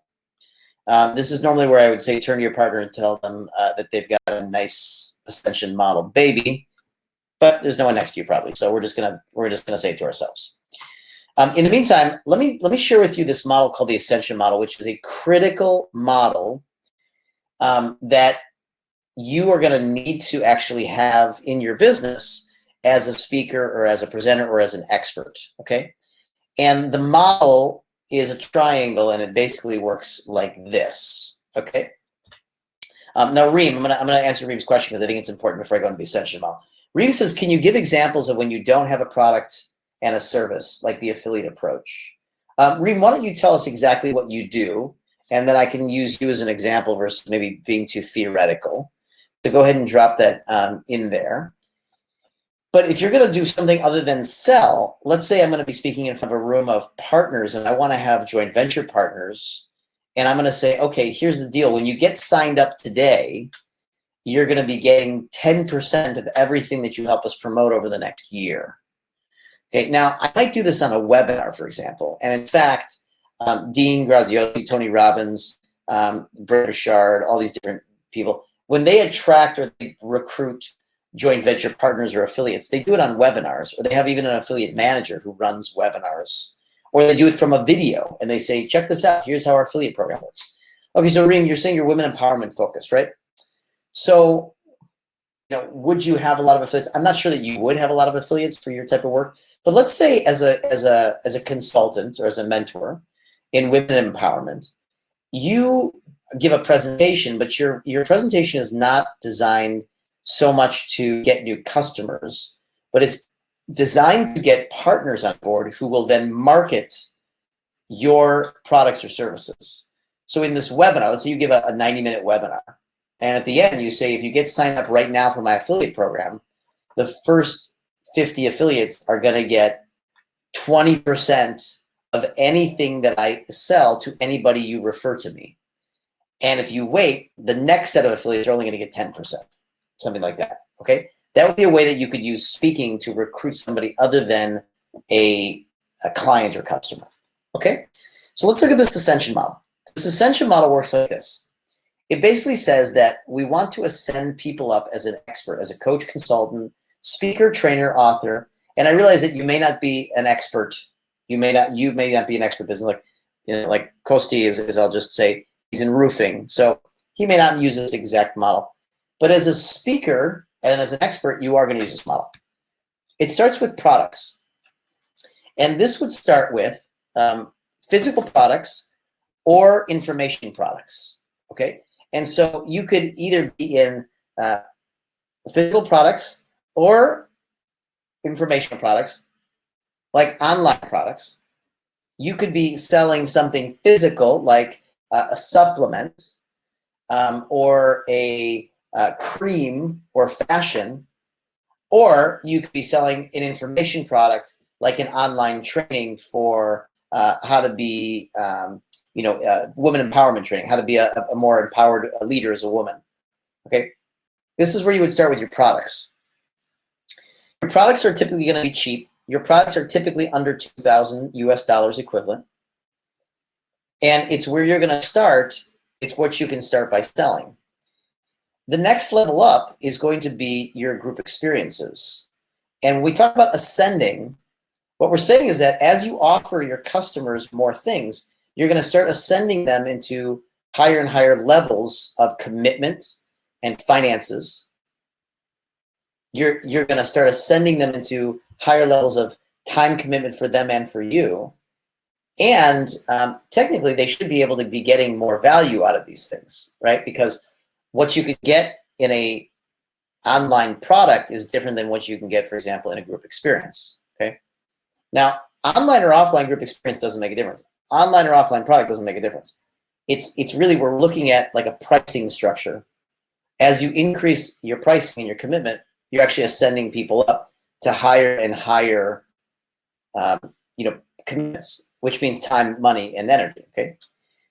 Now, if you're a product business owner, you might just offer more expensive products. Notice that as you ascend up through products alone, you could have a cheap product for $7. Then you could have a more expensive product for $47, and you can have the big exclusive product for $197. That could be your ascension model, okay? You could also ascend people up, for example, in a cheap product, start like $7, and then you could have a monthly subscription of $19 a month. That would be an ascension model, because somebody may not be ready to jump right into your ascension model, right into your group coach, or right into your subscription model. They need to engage with you in something inexpensive first, and then buy something that's a little bit more of a commitment, okay? So that's what the ascension model does. It allows you to ascend somebody up to a higher level of commitment involved in your company, and allows them to grow as they get more and more engaged with your business. So eventually we move on from products and we move into group experiences. What are some group experiences? Well, this is a group experience, even though it feels individual because I'm here alone and you're there alone. It is a group experience because we have, on today's call, we've got just about 100 people on this meeting.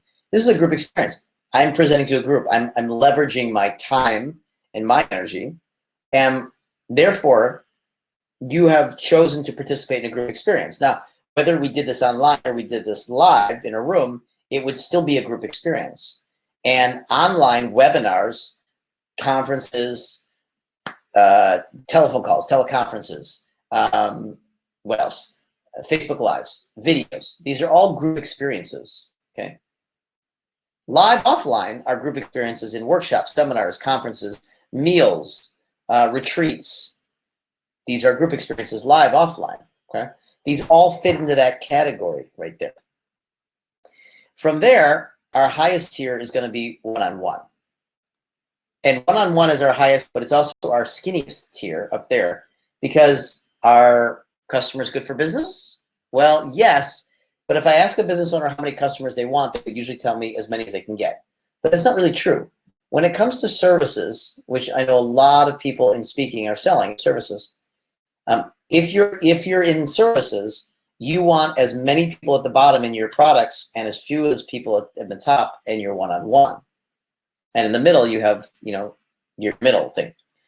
So if we take a look at how to execute on this in your business, the question is do you have a product yet? If you don't, we need to build one, whether it's physical or whether it's informational. Now, just because you're a service business owner doesn't mean you shouldn't be considering building a physical product at some point. So let's keep that in mind as well. I can't tell you how many coaches, consultants, advisors, and practitioners we have worked with over the last couple of years to help them launch physical products that they can sell to their clients because they wanted something more scalable than their service itself. No matter how expensive you get, when you do your service, you're trading time for money. When you scale, you get out of that.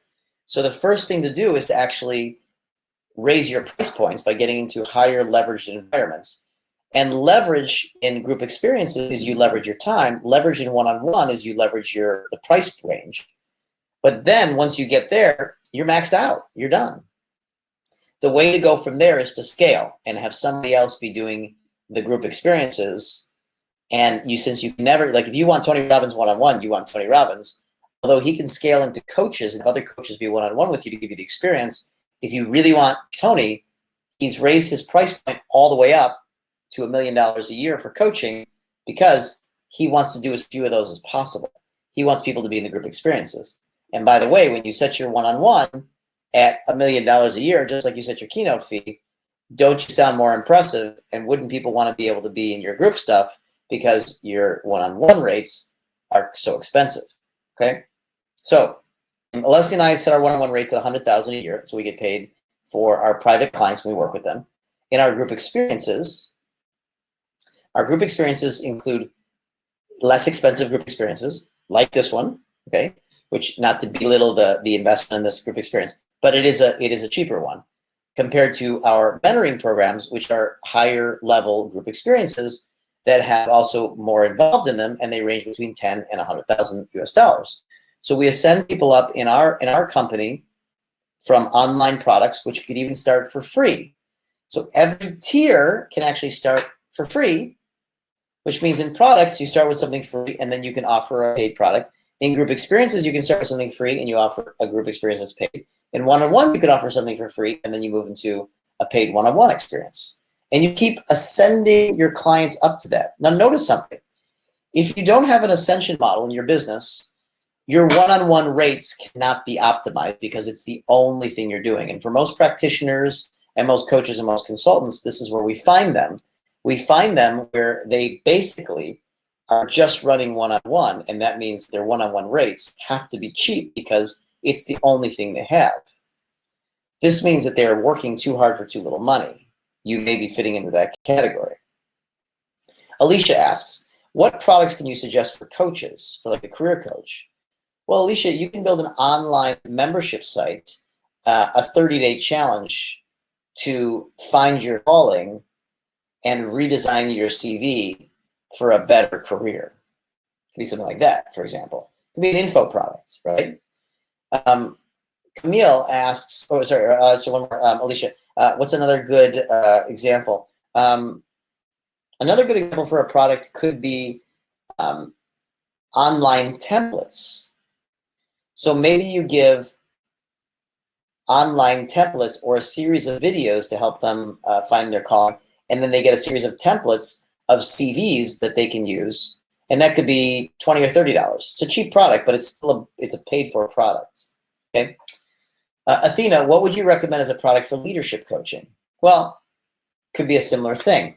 Now, we have leadership coaches that have card games, leadership card games. There are abundance games, appreciation games, communication games, and they sell their products as a lead generation to get into companies. They sell their products to HR for 50 or $100, nothing big, but that product allows them to get in and do a group experience. Rana, your mentorship program fits into group experiences. That's correct.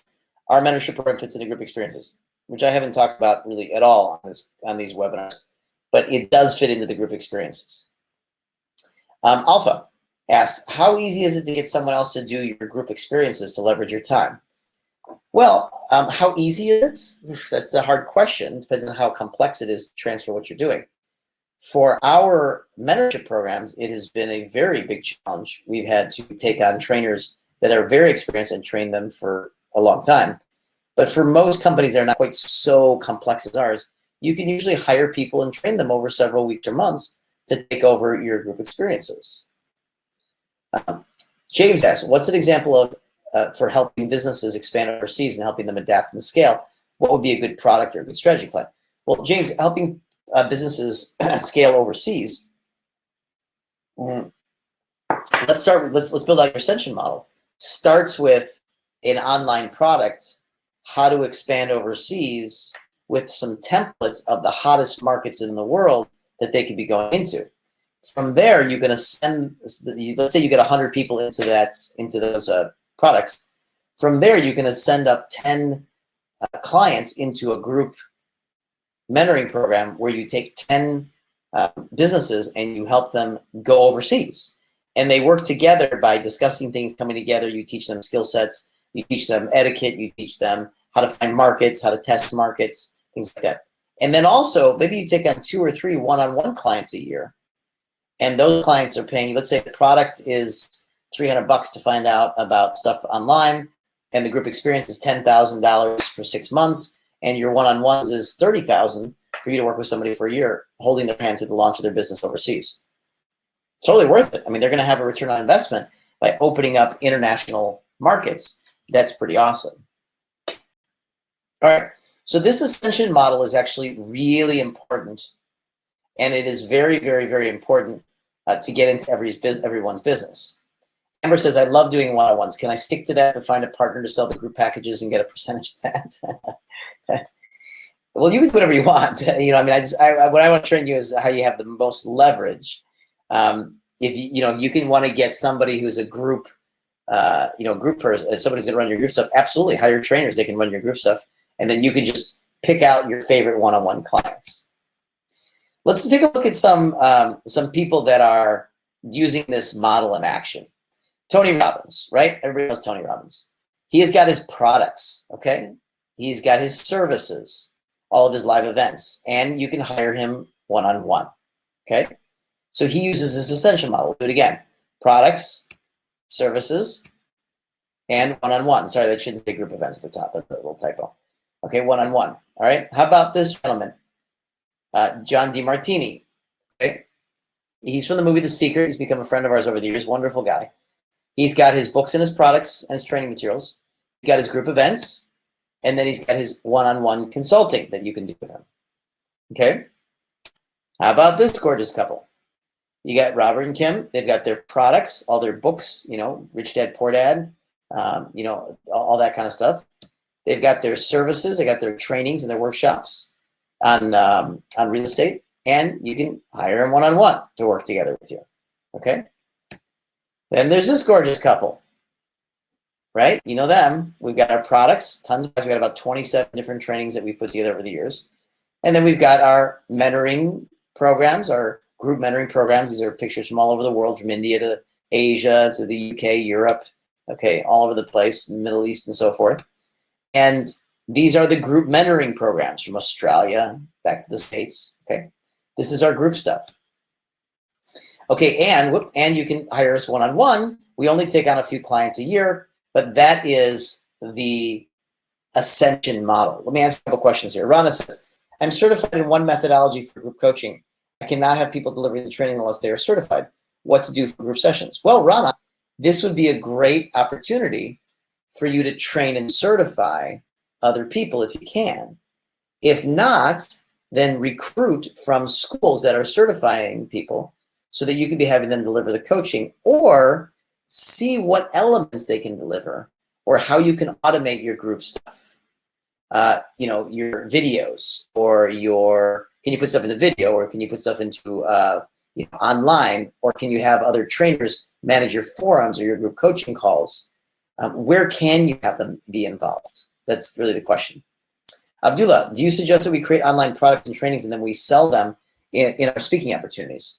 Yes, I would, if you would like. I mean, which is more important at this stage for beginners? Is it to focus on the online products, or the products to sell more in social media, or just speaking opportunities? Well, there's no point in just getting speaking opportunities. You want to be getting speaking opportunities to be selling your products. So if you walk into a room, you should be offering a product. And what I recommend is either you offer an inexpensive group experience, or you offer a product when you're going to start. This would be your little offer, for example, okay? Now, we like to do some combining of things. So when we sell our 3-day Start at the Top event or our 3-day world-class speaker event, we also bundle in a whole bunch of online product. Just like, if you remember, so for those of you that were at the event with us in Cheching, John Lee, and many speakers do this now, he sold a 2-day boot camp or 3-day boot camp on social media. And what did he give? He gave LinkedIn this and Facebook that and Traffic Secrets this, all these online training programs, so that he had moved you through the products into the group experiences, and he immediately ascended you into group experiences. Okay. Balsam says, we love you both. Thank you, Balsam. Tom, the Ascension model is a great B2C model. How does this work for B2B or B2G? Great, good question. Although, what is B2G? I'm trying to think about, but it's not retail. Tell me what B2G is, but I will explain to you in B2 how that works. Okay, so we'll go backwards to the model here. Okay, now this works on both B2B and B2C. So for B2B, okay, for B2B, let's say you came in to a company, and the first thing that you want to, business to government, right? That's why I didn't know it, because I never sell to the government. That's right. Okay. Government's always a little bit trickier, but we'll talk about that in just a second. Business to global, I like that, sorry. Let's talk about B2B, okay? B2B, it works just like B2C. So for example, we have a woman who teaches innovation, and she offers a game to companies as a product to help them increase their innovation. And they buy the game.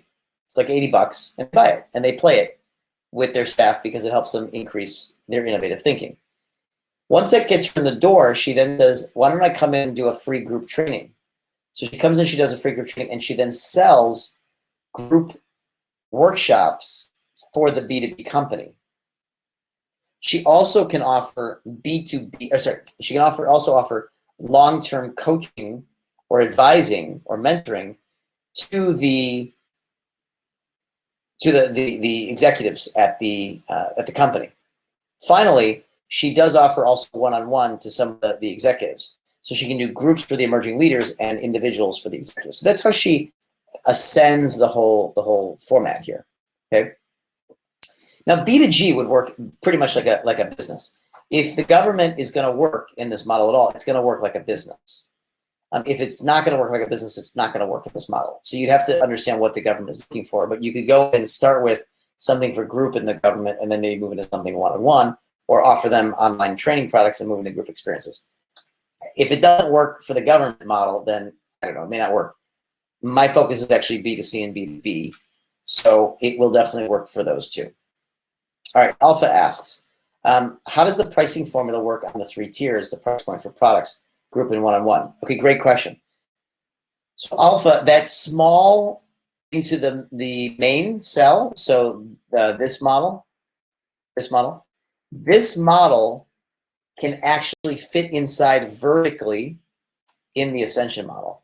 So imagine that model going in vertically. In other words, your little offer could be a product, your main offer can be a group experience, or your little offer could be a product and your main offer could be a bigger product that you give them possibly 3 tiers for.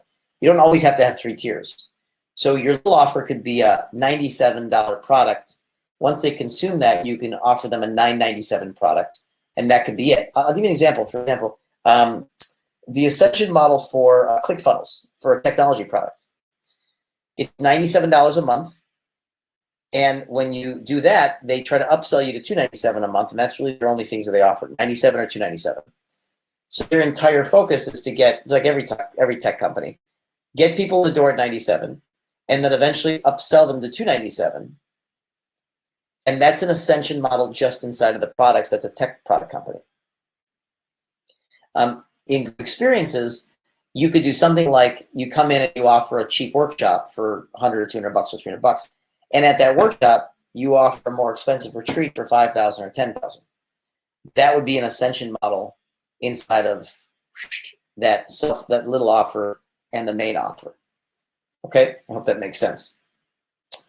So that actually concludes the models, the business model side. Okay, and all these people who use this stuff, they're all using these business models. All of us are using these business models. What I just taught you is literally what businesses are using, what speakers are using for the business models. All right, so what do I start with next? Let's move into some psychology. We've been pretty hardcore in this session about branding and about techniques and about, business models and how you make money and, what you sell. Let's take our last 45 minutes here, last half hour, and then I'll answer some questions. And let's talk about some of the mindset stuff that causes speakers to be awesome. Okay. Oh, by the way, sorry, sorry, don't mean to keep teasing you with that slide. Let me give you one model that's actually working really, really, really well right now. Okay. And I say right now, but this stuff works. It'll work for years like this. Okay. Rana, you just dropped in something. It just sparked my memory. Look, the offline model, you go in, you speak offline, you sell them into a ticket to a workshop, 1 day, 2 day, or 3 days. Okay. From there, you offer them to a longer 90-day challenge, 6-month challenge, one year program, that kind of thing. But what about online? What would you do online? So let me give you a format for online right now. The best, highest converting webinars are going to be 90 minutes. Now, the next session should be tomorrow. We're going to talk more about webinars and crafting up things for webinars. We got a lot of stuff to go through. I realize that. We're gonna get you everything, so don't you worry. Everything I told you we're going to teach you, we're going to teach you. We may do an extra session or something and provide it to you. Maybe another 4 hours. Okay. In the meantime, online, here is a format that's working really well. And since right now, almost every country is quarantined while we're doing this, this is a very important model that I want you to consider. Okay. It starts with a 90-minute signature webinar, signature talk in a webinar form. I'm going to drop this into the chat window. Okay. From there, you're going to offer an inexpensive 3 webinar series where you're going to teach for 2 hours each time. Okay. Ideally, it would be once a week for 3 weeks, what you're selling. How much? The ideal price point is around $47 right now for that. Could you sell it for more? Absolutely. Will it work? I don't know. And just teasing. Yes, it will probably work if you sell for more. but you'll probably see a decrease in the registration or decrease in the purchasing. So we've tested this, and it turns out $47 is the right thing. You can sell for $97 if you want. But what we're selling is you're doing a webinar, 90-minute webinar. Then you are selling a 3-webinar series, and those 3 webinars are going to happen 1 webinar a week for 3 weeks. Each webinar is 2 hours, okay? That means if you sell on a Tuesday,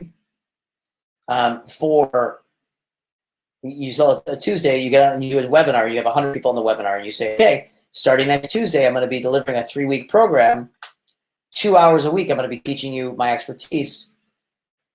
They're going to buy the program for $47, come back next Tuesday, learn, come back a week later on the Tuesday and learn, come back a week later on the Tuesday and learn, and they're done. However, from there, you're going to offer them a next step program. No, not each one costs $47. The whole series costs $47. Thank you. It's a good question. You're going to then offer them a next step of a 3-month, 6-month, or 12-month program, whatever you want to do. But you're going to offer it, but you're going to move them to a one-on-one call to sell it. So you're not going to try to sell it right in a webinar, because the price point of this is going to be somewhere between $3,000 and $9,000 US dollars. Could you offer a higher priced product? Sure. Will it work? I don't know. You'll have to see. You know, a lot of this stuff requires testing. You know, this is what we see work. So I'm just giving you the model. Okay. The 90-minute webinar is totally free. It's a signature talk. Your signature talks are always free. You're never going to charge to come see your signature talk. I don't think so. You know, it's very rare that you're going to get a good turnout if you sell a ticket. It has to be a very, very early stage group of people. Anyway, don't worry about it. Just do a free talk, okay? So your 90-minute talk is free. You're going to sell them into a $47 3-week series. And from there, at the end, you're going to offer them a one-on-one call, and you're going to sell them into something next from there, okay? Now, Rana, you asked, what about payment? How do you take payment? Well, this is a good question, and for everyone on the call here, everyone on this meeting, you got to start thinking about this. How are you going to take payments? Are you going to use Square or Stripe? Are you going to use PayPal? Are you going to use your e-commerce system with a merchant account? How are you going to do it? This is the question you have to ask, and it all comes down to, what do you want to use for your territory, for your country, for where you live and what you do. And also, you might want to make sure that what you're going to offer, or what you're going to use as a merchant terminal, you could potentially use it internationally if you wanted to. Okay? All right. So that little model, 90-minute free talk, 3 sessions of webinars into a one-on-one call, and then you upsell to a between $3,000 and $9,000 product. It's working really well right now. Now, Lisa says Stripe does not work in the UAE. Yeah, no problem. You just need to find the merchant accounts that work well for you in your territory and get them set up for yourself. Okay. Yes, Ron, it is really something important to think about because if you're selling something you can't collect the money, that's a problem, right? And for $47, you don't want to be having people have to send you wires and bank transfers. It's just not worth it. Okay, here we go. We're going to wrap up today with the 10 world-class speaker belief systems. Sorry, I'm going to answer this question real quick because it's about the last thing. So the call is a free offer for whoever stays on the webinar all 3 times. We offer the call then. The call is a free offer, and the call is offered to those that go through the webinar. Yeah, exactly. Would 2 webinars at each 2 hours work? They can, but there's something magical about 3. So it works with 3. Could you do it with 2? Test it, Alicia. See, maybe it will. Charlotte, for the price of the one-on-one call, is that included in the $97? Yes, it is. The one-on-one call is going to be free. What we're doing is we're ascending people, right? So we've got a cheaper group experience. We want to ascend them to a more expensive group experience, or to a one-on-one experience if you want to end up doing a one-on-one session with them. And by the way, I had mentioned that the price should be $47, but you can do it at $97. Just want to make sure you're clear about the optimized price. All right, let's wrap up with 10 world-class speaker beliefs. These are 10 beliefs that speakers who are really successfully navigating the world adopt, and they don't just say it like affirmations. They truly believe these things. And so I may say something in here that you are going to say, well, I don't currently believe that. In which case, it's going to become your work. This is the work that you need to do in evolving your mindset to get to a point where you do believe it. You're not pretending to believe it. You actually believe it. Here we go. Number 1. A top world-class speaker believes that the audience is on their team. They want them to win, that they are rooting for them, that they want them to give a good presentation, and they are looking to engage and participate, and they want that speaker to be the leader. They are there to support. They're there to be a team group, a team player. This is an important belief. Number 2, a world-class speaker really believes that they are the expert in the room. One thing that often trips up speakers or makes them feel less confident is they think that the audience might know more than them on the topic that they're delivering.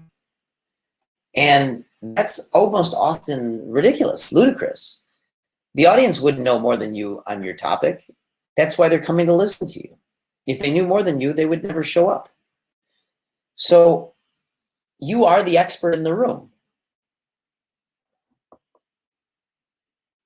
especially on the topic that you're presenting on. Number 3, world-class speakers know that they will make mistakes. They know that there will be issues. They are okay with that. They are not trying to deliver a perfect presentation. They might be trying to deliver a dynamic presentation. They might be trying to deliver something extraordinary, maybe the best presentation yet, but not a perfect one. And even if they are trying to deliver a perfect presentation, they still hold the belief that they're going to screw up somewhere, something's not going to go as planned. And they're going to be okay with that. Number 4, top speakers understand that their story will inspire, and their stories of their life are very valuable. It's important that you understand how important your stories are, and that as a speaker that you're maintaining these things, because if you don't, you won't share stories in a vulnerable way. You'll focus on teaching people content and missing the fact that your stories of your life are very valuable to people to understand what you have been through and what they can do to learn from you. Number 5, a world-class speaker believes that they are prepared because they have been preparing to do what they're doing on stage or on a webinar their entire life or for years. And when I say your whole life, it's because it's not just your profession that's prepared you. Everything that you have ever done up to now has prepared you to present and be on stage or present in front of groups or speak on video. Everything has prepared you, and you are prepared. Number 6, a speaker always knows that if the audience goes flat or people become disengaged, that they can always re-engage them pretty quickly. A speaker knows that if something goes wrong or there's feedback or the audio system goes out or a story drops or a joke doesn't work, that they have techniques that they can always quickly re-engage the audience. And that an audience is always re-engageable. It's very, very rare you would ever lose an audience and lose them for good. You'd have to basically be saying really inappropriate stuff to lose an audience. And typically, if you're going to lose them, they're going to get up and walk out, which I would assume will never happen. I'm thinking back to my presentations. I don't think I've never had an audience walk out. I've had 1 or 2 people walk out just because I was being controversial with something, but never have I ever had like an audience walk out, and you will never either. So even if an audience goes flat, you'll always be able to re-engage them. Number 7, I will speak from my heart. I don't need a script. I don't need anything. I just need to share authentically what is real for me, and share it in a structure and in a way that others can understand my steps to success. And I'm just going to talk from my experience and talk from my heart. I don't need to share in any other way. I don't need to be anybody else. I just need to talk my heart. Number 8, I am a yes to whatever happens. If something comes out of my mouth that I didn't expect, didn't plan, or didn't work, yes, that was supposed to happen. If I'm talking and I'm telling a sensitive story and somebody's phone rings, yes, that was supposed to happen. If I stand everybody up at the end and I freeze because I don't know what to tell them to do to go buy something, yes, that was exactly what was supposed to happen. And what that does for you is it allows you to let go throughout the presentation of things that are happening that are unexpected. I can't tell you how many times you're going to get on stage and something unexpected is going to happen. Tonight I went to go get on Webinar Jam, and he wasn't letting me on, even though I was sitting here for a half hour waiting to get on. I didn't want to get on too early because I don't like to start the recording too early. And as I was trying to get on, he wasn't letting me get on, and I ended up running 3 minutes late. Was I happy with that? Not really, but I was a yes. That was what was supposed to happen. I didn't let it affect my mood, my emotions. I didn't let it affect my presentation, my performance. I just was a yes. That was supposed to happen, and we move on. And that is a very powerful thing to allow you to let go of anything that goes on in a presentation. Your PowerPoint doesn't work. The clicker's not working.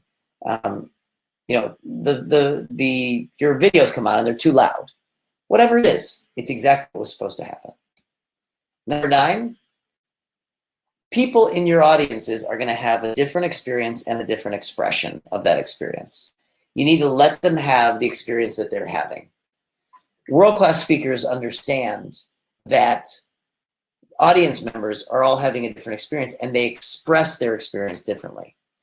So if you're looking for every audience to look like this, you're going to be sorely disappointed. Some audience members that are truly enjoying it look like this. Some audience members that are actually really enjoying it look like this. And some audience members that are really enjoying it look like this. It doesn't matter. What top world-class speakers understand is that different audience members are having different experiences, and they're okay with that. The last one. Top world-class speakers understand that they are here to find their tribe. In other words, I'm here to find the right people that are going to come with me, and I'm not worried about those that don't. I'm going to make my offer. I'm going to share what I do. I'm going to talk. I'm going to share my stories. And the right people, the people that are my tribe, the people that I'm here to find, are going to love it. They're going to pay attention. They're going to buy. And that's who I'm here to find. And if it's one person or 100 people, if it's 5% or 50%, doesn't matter. I'm here to find my tribe. And I'm going to find the gems of the audience. I'm not trying to win everybody. And when that means I'm here to find my tribe is I'm not here to find or win everybody's heart. I'm here to find the people that came to find me. All right. These are the 10 world-class speaker beliefs that are really important. What I'm going to do is I'm going to take questions to wrap up our session here. Alicia's saying that she lost me. I'm just wondering if everybody can still hear me or if we lost me. Can you still hear me and see me? Just let me know quick so I know that as we go into Q&A here, I've got you online.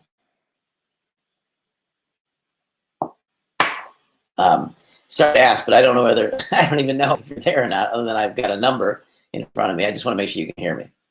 Okay, you can refresh. Okay, you guys lost me for a little bit. Okay, all right, you're back. Okay, cool. 5 to 8 seconds. All right, not bad. Great. Okay, that's why I asked. Good. It's like you lost me for a little bit.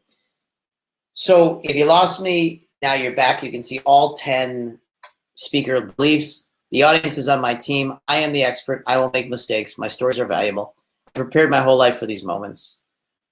I can always re-engage an audience that's disengaged. I will speak from my heart. I'm a yes to whatever happens. Everybody's having their own experience in the audience, and I came here to find the small select group of people that are going to find me, that came here to find me. Okay? That is what I want to share with you. I'm going to answer some questions, and then we're going to wrap up here. Let's see what we got.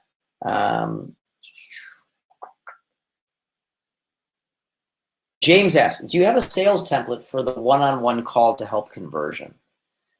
James, I do have a sales template for the one-on-one call to help conversion.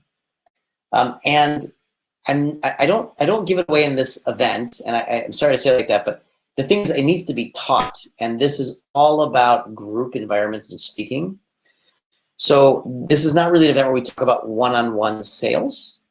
This is all group sales environment. So what I would say is that what I would recommend you do is, if you look for a one-on-one sales template, I just feel irresponsible handing out something that I don't train people in more thoroughly.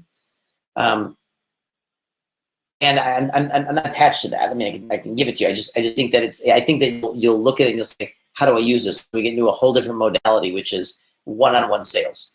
We do other training one-on-one sales, but here's what I would recommend. Do a call and start to track what's working and not working, and understand that it's a different modality. In sales one-on-one, you have access to people's emotions, and it can be a much more emotional experience. Now, for anybody that's part of our mentoring programs, we do have all these templates laid out for everything.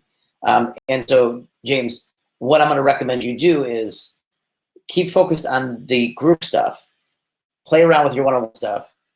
If you start to get into it and you're having trouble, let us know, and we can support you in giving you some good ideas to do that. But I really want to train you more thoroughly in a one-on-one format. Okay, Rana, should we start writing our stories so we can use them during the talk? Yes. So one of the things I'm going to do when I take you through storytelling, which will happen in the next session, is I'm going to actually ask you to make lists of all the stories that you could be telling on stage. And you start to organize them out and structure them out so that you can be telling these stories on stage. There's a specific one we're going to train you in called the defining moment story. We'll get into that in the next session. And for now, the stories that you could be using, there's lots of different stories, and you're going to want to use a lot of them. Okay? So you should start scripting them out, outlining them. Sorry, I said script. I didn't mean script. You should be outlining them. Okay? Making sure you have the main points. Camille, that knocking sound in cha-ching. Les lost it, lost it, and got it again. That knocking sound in cha-ching. I'm not sure, was there a tech issue? He lost it, and got it again. I'm not sure if I must have not been around during that session if he was lost, unless you're referring to something else. Cordelia, when you did start at the top in Dubai, your videographer took some solo pics of me. And also Liam, I know you, oh yeah, okay. Okay, Cordelia. Yeah, we'll handle that offline. The other pics, sure. Yeah, well, Cordelia, we can handle that offline. Let's see, questions here. If you have any other questions, drop them in. We'll do some questions. So, Faye, you did not miss anything on the signature story. We did not do that. And I'm going to give you the speaker kits URL again. I'll give it to you right here. Where did that go? Oh, interesting. Webinar Jam doesn't keep everything from the beginning. That I didn't know. All right, hold on one second. I'm going to get you the, or if somebody has the box. Here, I got to get that for you. I'll get it for you. I'll get you the link. Okay. While I'm getting that, let me keep answering some other questions here.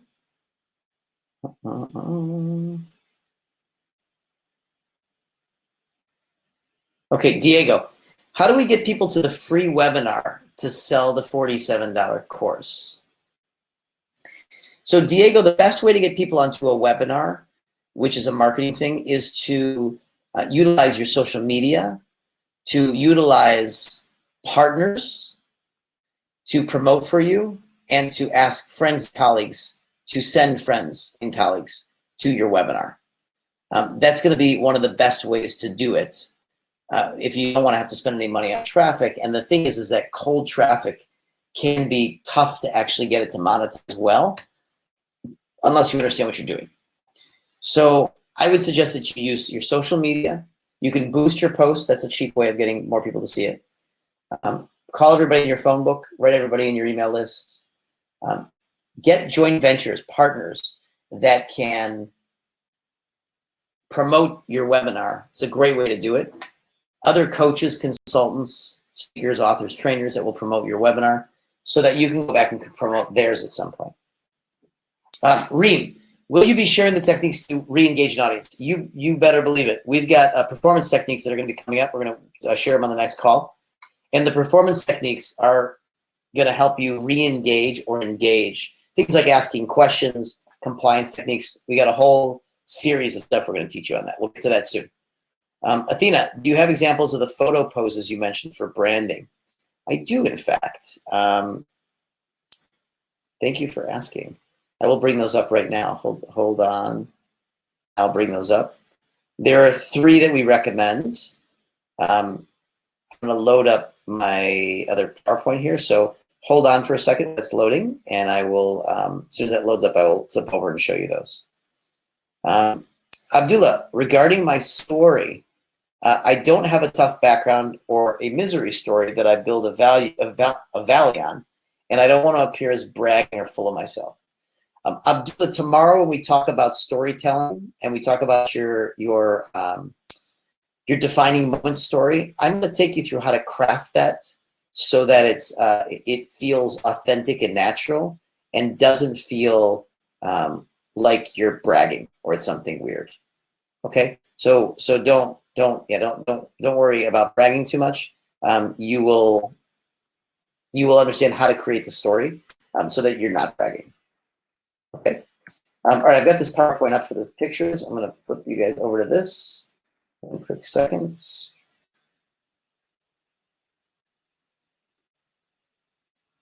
Okay. This is one of the poses.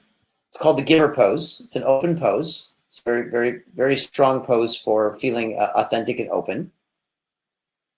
And this is very powerful. I'll show you a couple of versions of this. This is another mentorship student of ours, Jim. This is Tina. She's a therapist. Okay. Here's another pose. This is called the thinker pose. This is Jim in the thinker pose. Tina in the thinker pose. One of our students, Chris, in the thinker pose. Okay. This is the first pose for arms crossed. This is one of the highest converting poses. Tina in that one. Kendra Canning in that one. Sean in that one. Chris in that one. And that would be all of my examples in that. Okay, so I'll put those back slowly again. This is the arms cross pose. Notice the hands are outside of the armpits, they're not underneath. It's all about being seen, seeing those things. Okay, here's the thinker pose. Okay, arm under the elbow, hand under the chin, that kind of thing. And this is the giver pose. Open hands. And there you have it. Those are the poses that would be most powerful for what you're looking to go for. All right, let's see. Okay, Camille, I'm building my online products at the moment, but I don't have the professional speaker kits, which hopefully will come when we all meet face-to-face. Yes, it will. Now, Camille, we can build it earlier if you have the assets.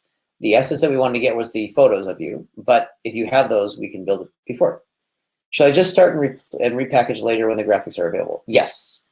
So if you want to start working up the content for your speaker kit, which you would need to do anyways, you can go ahead and do that, and we can start taking it on and getting it built. Anybody that is part of the Dubai asset creation part of the event, if you'd like to do that, we can create that speaker kit for you. Alicia, can you share some tactics to re-engage the audience? Yeah, sure. Asking questions of the audience is great. And again, I'm going to take you through a whole thing of this. Asking the audience to repeat something out loud. This will re-engage them. Asking them to turn to their neighbor and say something. Asking them to high-five their neighbor. Well, that will be something. These are all re-engagement techniques. Asking them to stand up and just stretch. This re-engages them. Okay. I've definitely seen Tony Robbins work with people on stage where he worked with them and it was a little bit boring. And at some point he says, okay, you've been sitting too long. Stand up, stretch, get your energy up. Pump your arms. We're going to pump it. And he just does that. And he does that for 30 seconds and it just re-energizes everybody, sits them back down. He's got their attention. They're re-engaged. All right, and we'll give you this kind of physical break state stuff tomorrow when we do the next session. Lisa asks, you discuss only making one offer from a stage, but all the speakers at the event were stacking their offers. It's a good question, Lisa. Actually, they weren't making multiple offers. They were stacking value into one offer then they gave you one offer to go buy at the tables. There's a difference between making multiple offers and making one offer that is stacking all sorts of different products and services with value. You will definitely want to stack. I will get into that. I get into offer sequences tomorrow. But you will only want to make one offer from your signature talk. Only make one offer only. It's a great question. One offer only. Okay, let's see what else we got. Foster, question. Can I position myself as a relationship coach in the B2C and a problem-solving expert in the B2B? No. If you do that, you're going to confuse the marketplace if they find you in two different places. Building two different brands is very tough. Now, if you want to position yourself as a problem-solving expert in both, and in the B2C world, you tend to work on relationships, and B2B, you tend to work on leadership. That's different. Then you're a problem-solving expert. If you try to position yourself as two different things and people find it, they will be confused. Imagine if I was also a personal chef, and you found me and I was like personal chef and, master business mentor. Like, you would be like, what? You'd be confused, and it would lower my credibility. Rana, about the audio logo. Typically, my clients are women, and I support them to smoothly navigate through challenging times. It's okay, Rana. Let's consider this. I'm going to rewrite this for you. Typically, my clients are women. Right? Let's say professional women who are going through a challenging time in their life and feel like they are lacking support. I help them develop coping mechanisms and systems to smoothly navigate significant transitions in their lives. There you go. I'm going to send that back to you. That's the audio logo that I would use. Typically, my clients are professional women who are going through challenging time in their lives. Please excuse the typos. I was working fast. And I feel like they're lacking support. I help them develop coping mechanisms and systems to smoothly navigate significant transitions in their life. Cool. That's what I would suggest. There you have it. James, Kane, how does the entire group experience relate to youth versus adults? For example, does the online modality provide the same value to kids like 10 to 18 years old? I'm trying to shift my elite soccer business to online mentorship, but I'm struggling to create something that they perceive as value. Yeah, it's a good point. Interestingly enough, James, the younger generation seems to not be very keen on online education yet. And I'm not sure if they're used to playing so much online. They just don't value it. Pardon the yawns, but it is 1 a.m. here. So I think I get to yawn at 1 o'clock in the morning. And so I'm not sure what to suggest that you would engage them in. They tend to be more involved in videos, sending out videos, and then maybe getting them into live calls or something like that. I'm not an expert on the 10 to 18-year-old market, so I think you would need to go interview some of these students and young people and ask them, what could I provide you online that would be interesting? We'd actually love to hear it. In fact, if you can do it before tomorrow, it'd be awesome. I have a 10-year-old, a 5-year-old, and a 1-year-old, an 8-month-old. And my 10-year-old is doing online training. He's just not that into online education. He's into gamification, anything gaming oriented. So kids love games. If you want to do something that's a game oriented online, that might actually get them involved. Camille, will we cover speaking techniques? How to eliminate pauses? Absolutely. We will talk about that. We're going to get into performance techniques tomorrow. Yeah. Faye, the done for you speaker kits included in the mentorship program are only for the Dubai private speaking cohorts. Faye, let's take it offline. They are not included, but it would depend on which mentorship you're in. So we'll take it offline for mentorship questions. Foster, can I position myself as a relationship coach and be? Oh, we did that one. Jana, Marie, Tutulman. Typically, my clients are women in leadership who have a challenge of team management. I help them to implement higher influence and confidence in their business. Okay, the challenge is, I'm missing a little bit of the challenge. Is there a challenge team management? What is the real challenges going on in team management? That's what I'd love to know. Christina, can you help people start podcasts but also position yourself as a mindset coach? It's a little bit of that, what are you, kind of thing. So I'd like you guys to be more focused on what you're doing. Abdullah, in the UAE, there are not many speaking events like in the US and Europe, so we have a handful of organizers. Can we collaborate and work with any of us? Yeah, get together, all the speakers, get together, and you can start throwing and running events together. It's a great way, great way to be running events, is to invite people together. And there, in Dubai, I feel like there's just an endless amount of live events going on. But hey, if there's not, that's great. That means the market is open for more. You can get together with 2 or 3 speakers, throw an event together. Cordelia's on here. She throws events. She could be a person that can work with you in the UAE. You guys can throw events together.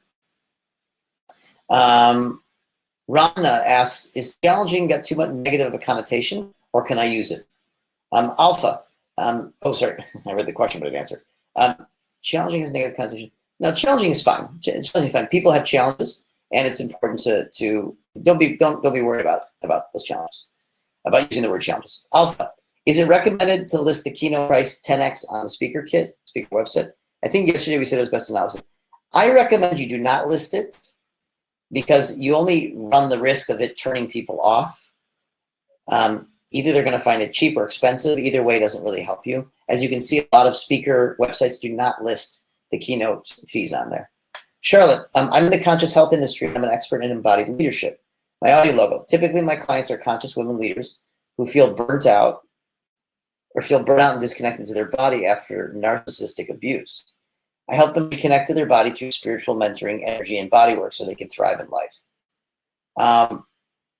Wow.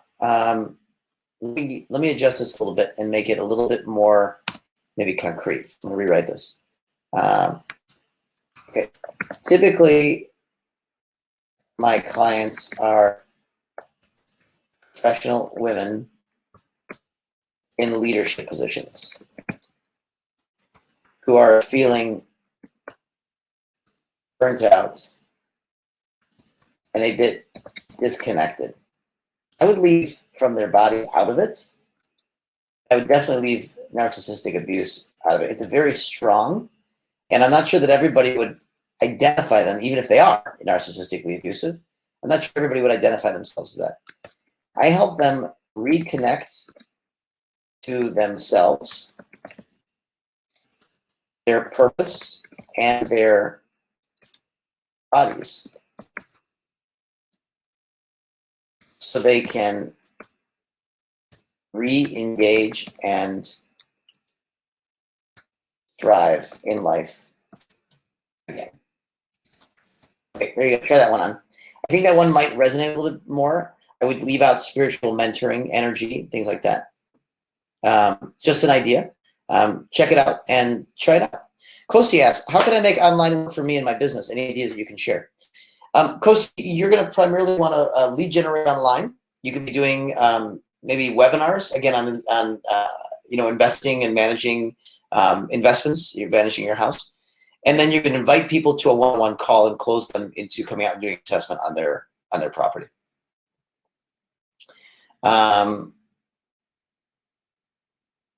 Okay, let's see. I think we've gotten everything. Still working my logo. Okay, great. Let's pause it here. I think we're actually running out of time in 7 minutes. This session is going to be up. It's not going to work more anyways. So everybody, my love to you. Great, another session. We'll be back tomorrow. I'll see you at the same time, same place.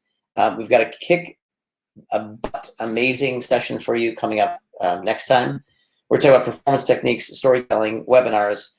There's no way we're going to get through everything tomorrow. So plan that we'll probably end up doing a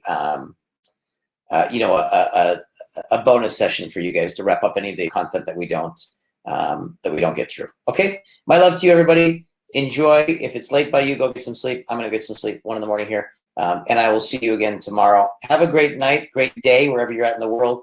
Stay safe, stay healthy, and I hope that what's going on in the world is not affecting you or your loved ones too much. Okay, lots of love to you guys from Alessia and I. I'll catch you tomorrow. Take care. Bye-bye.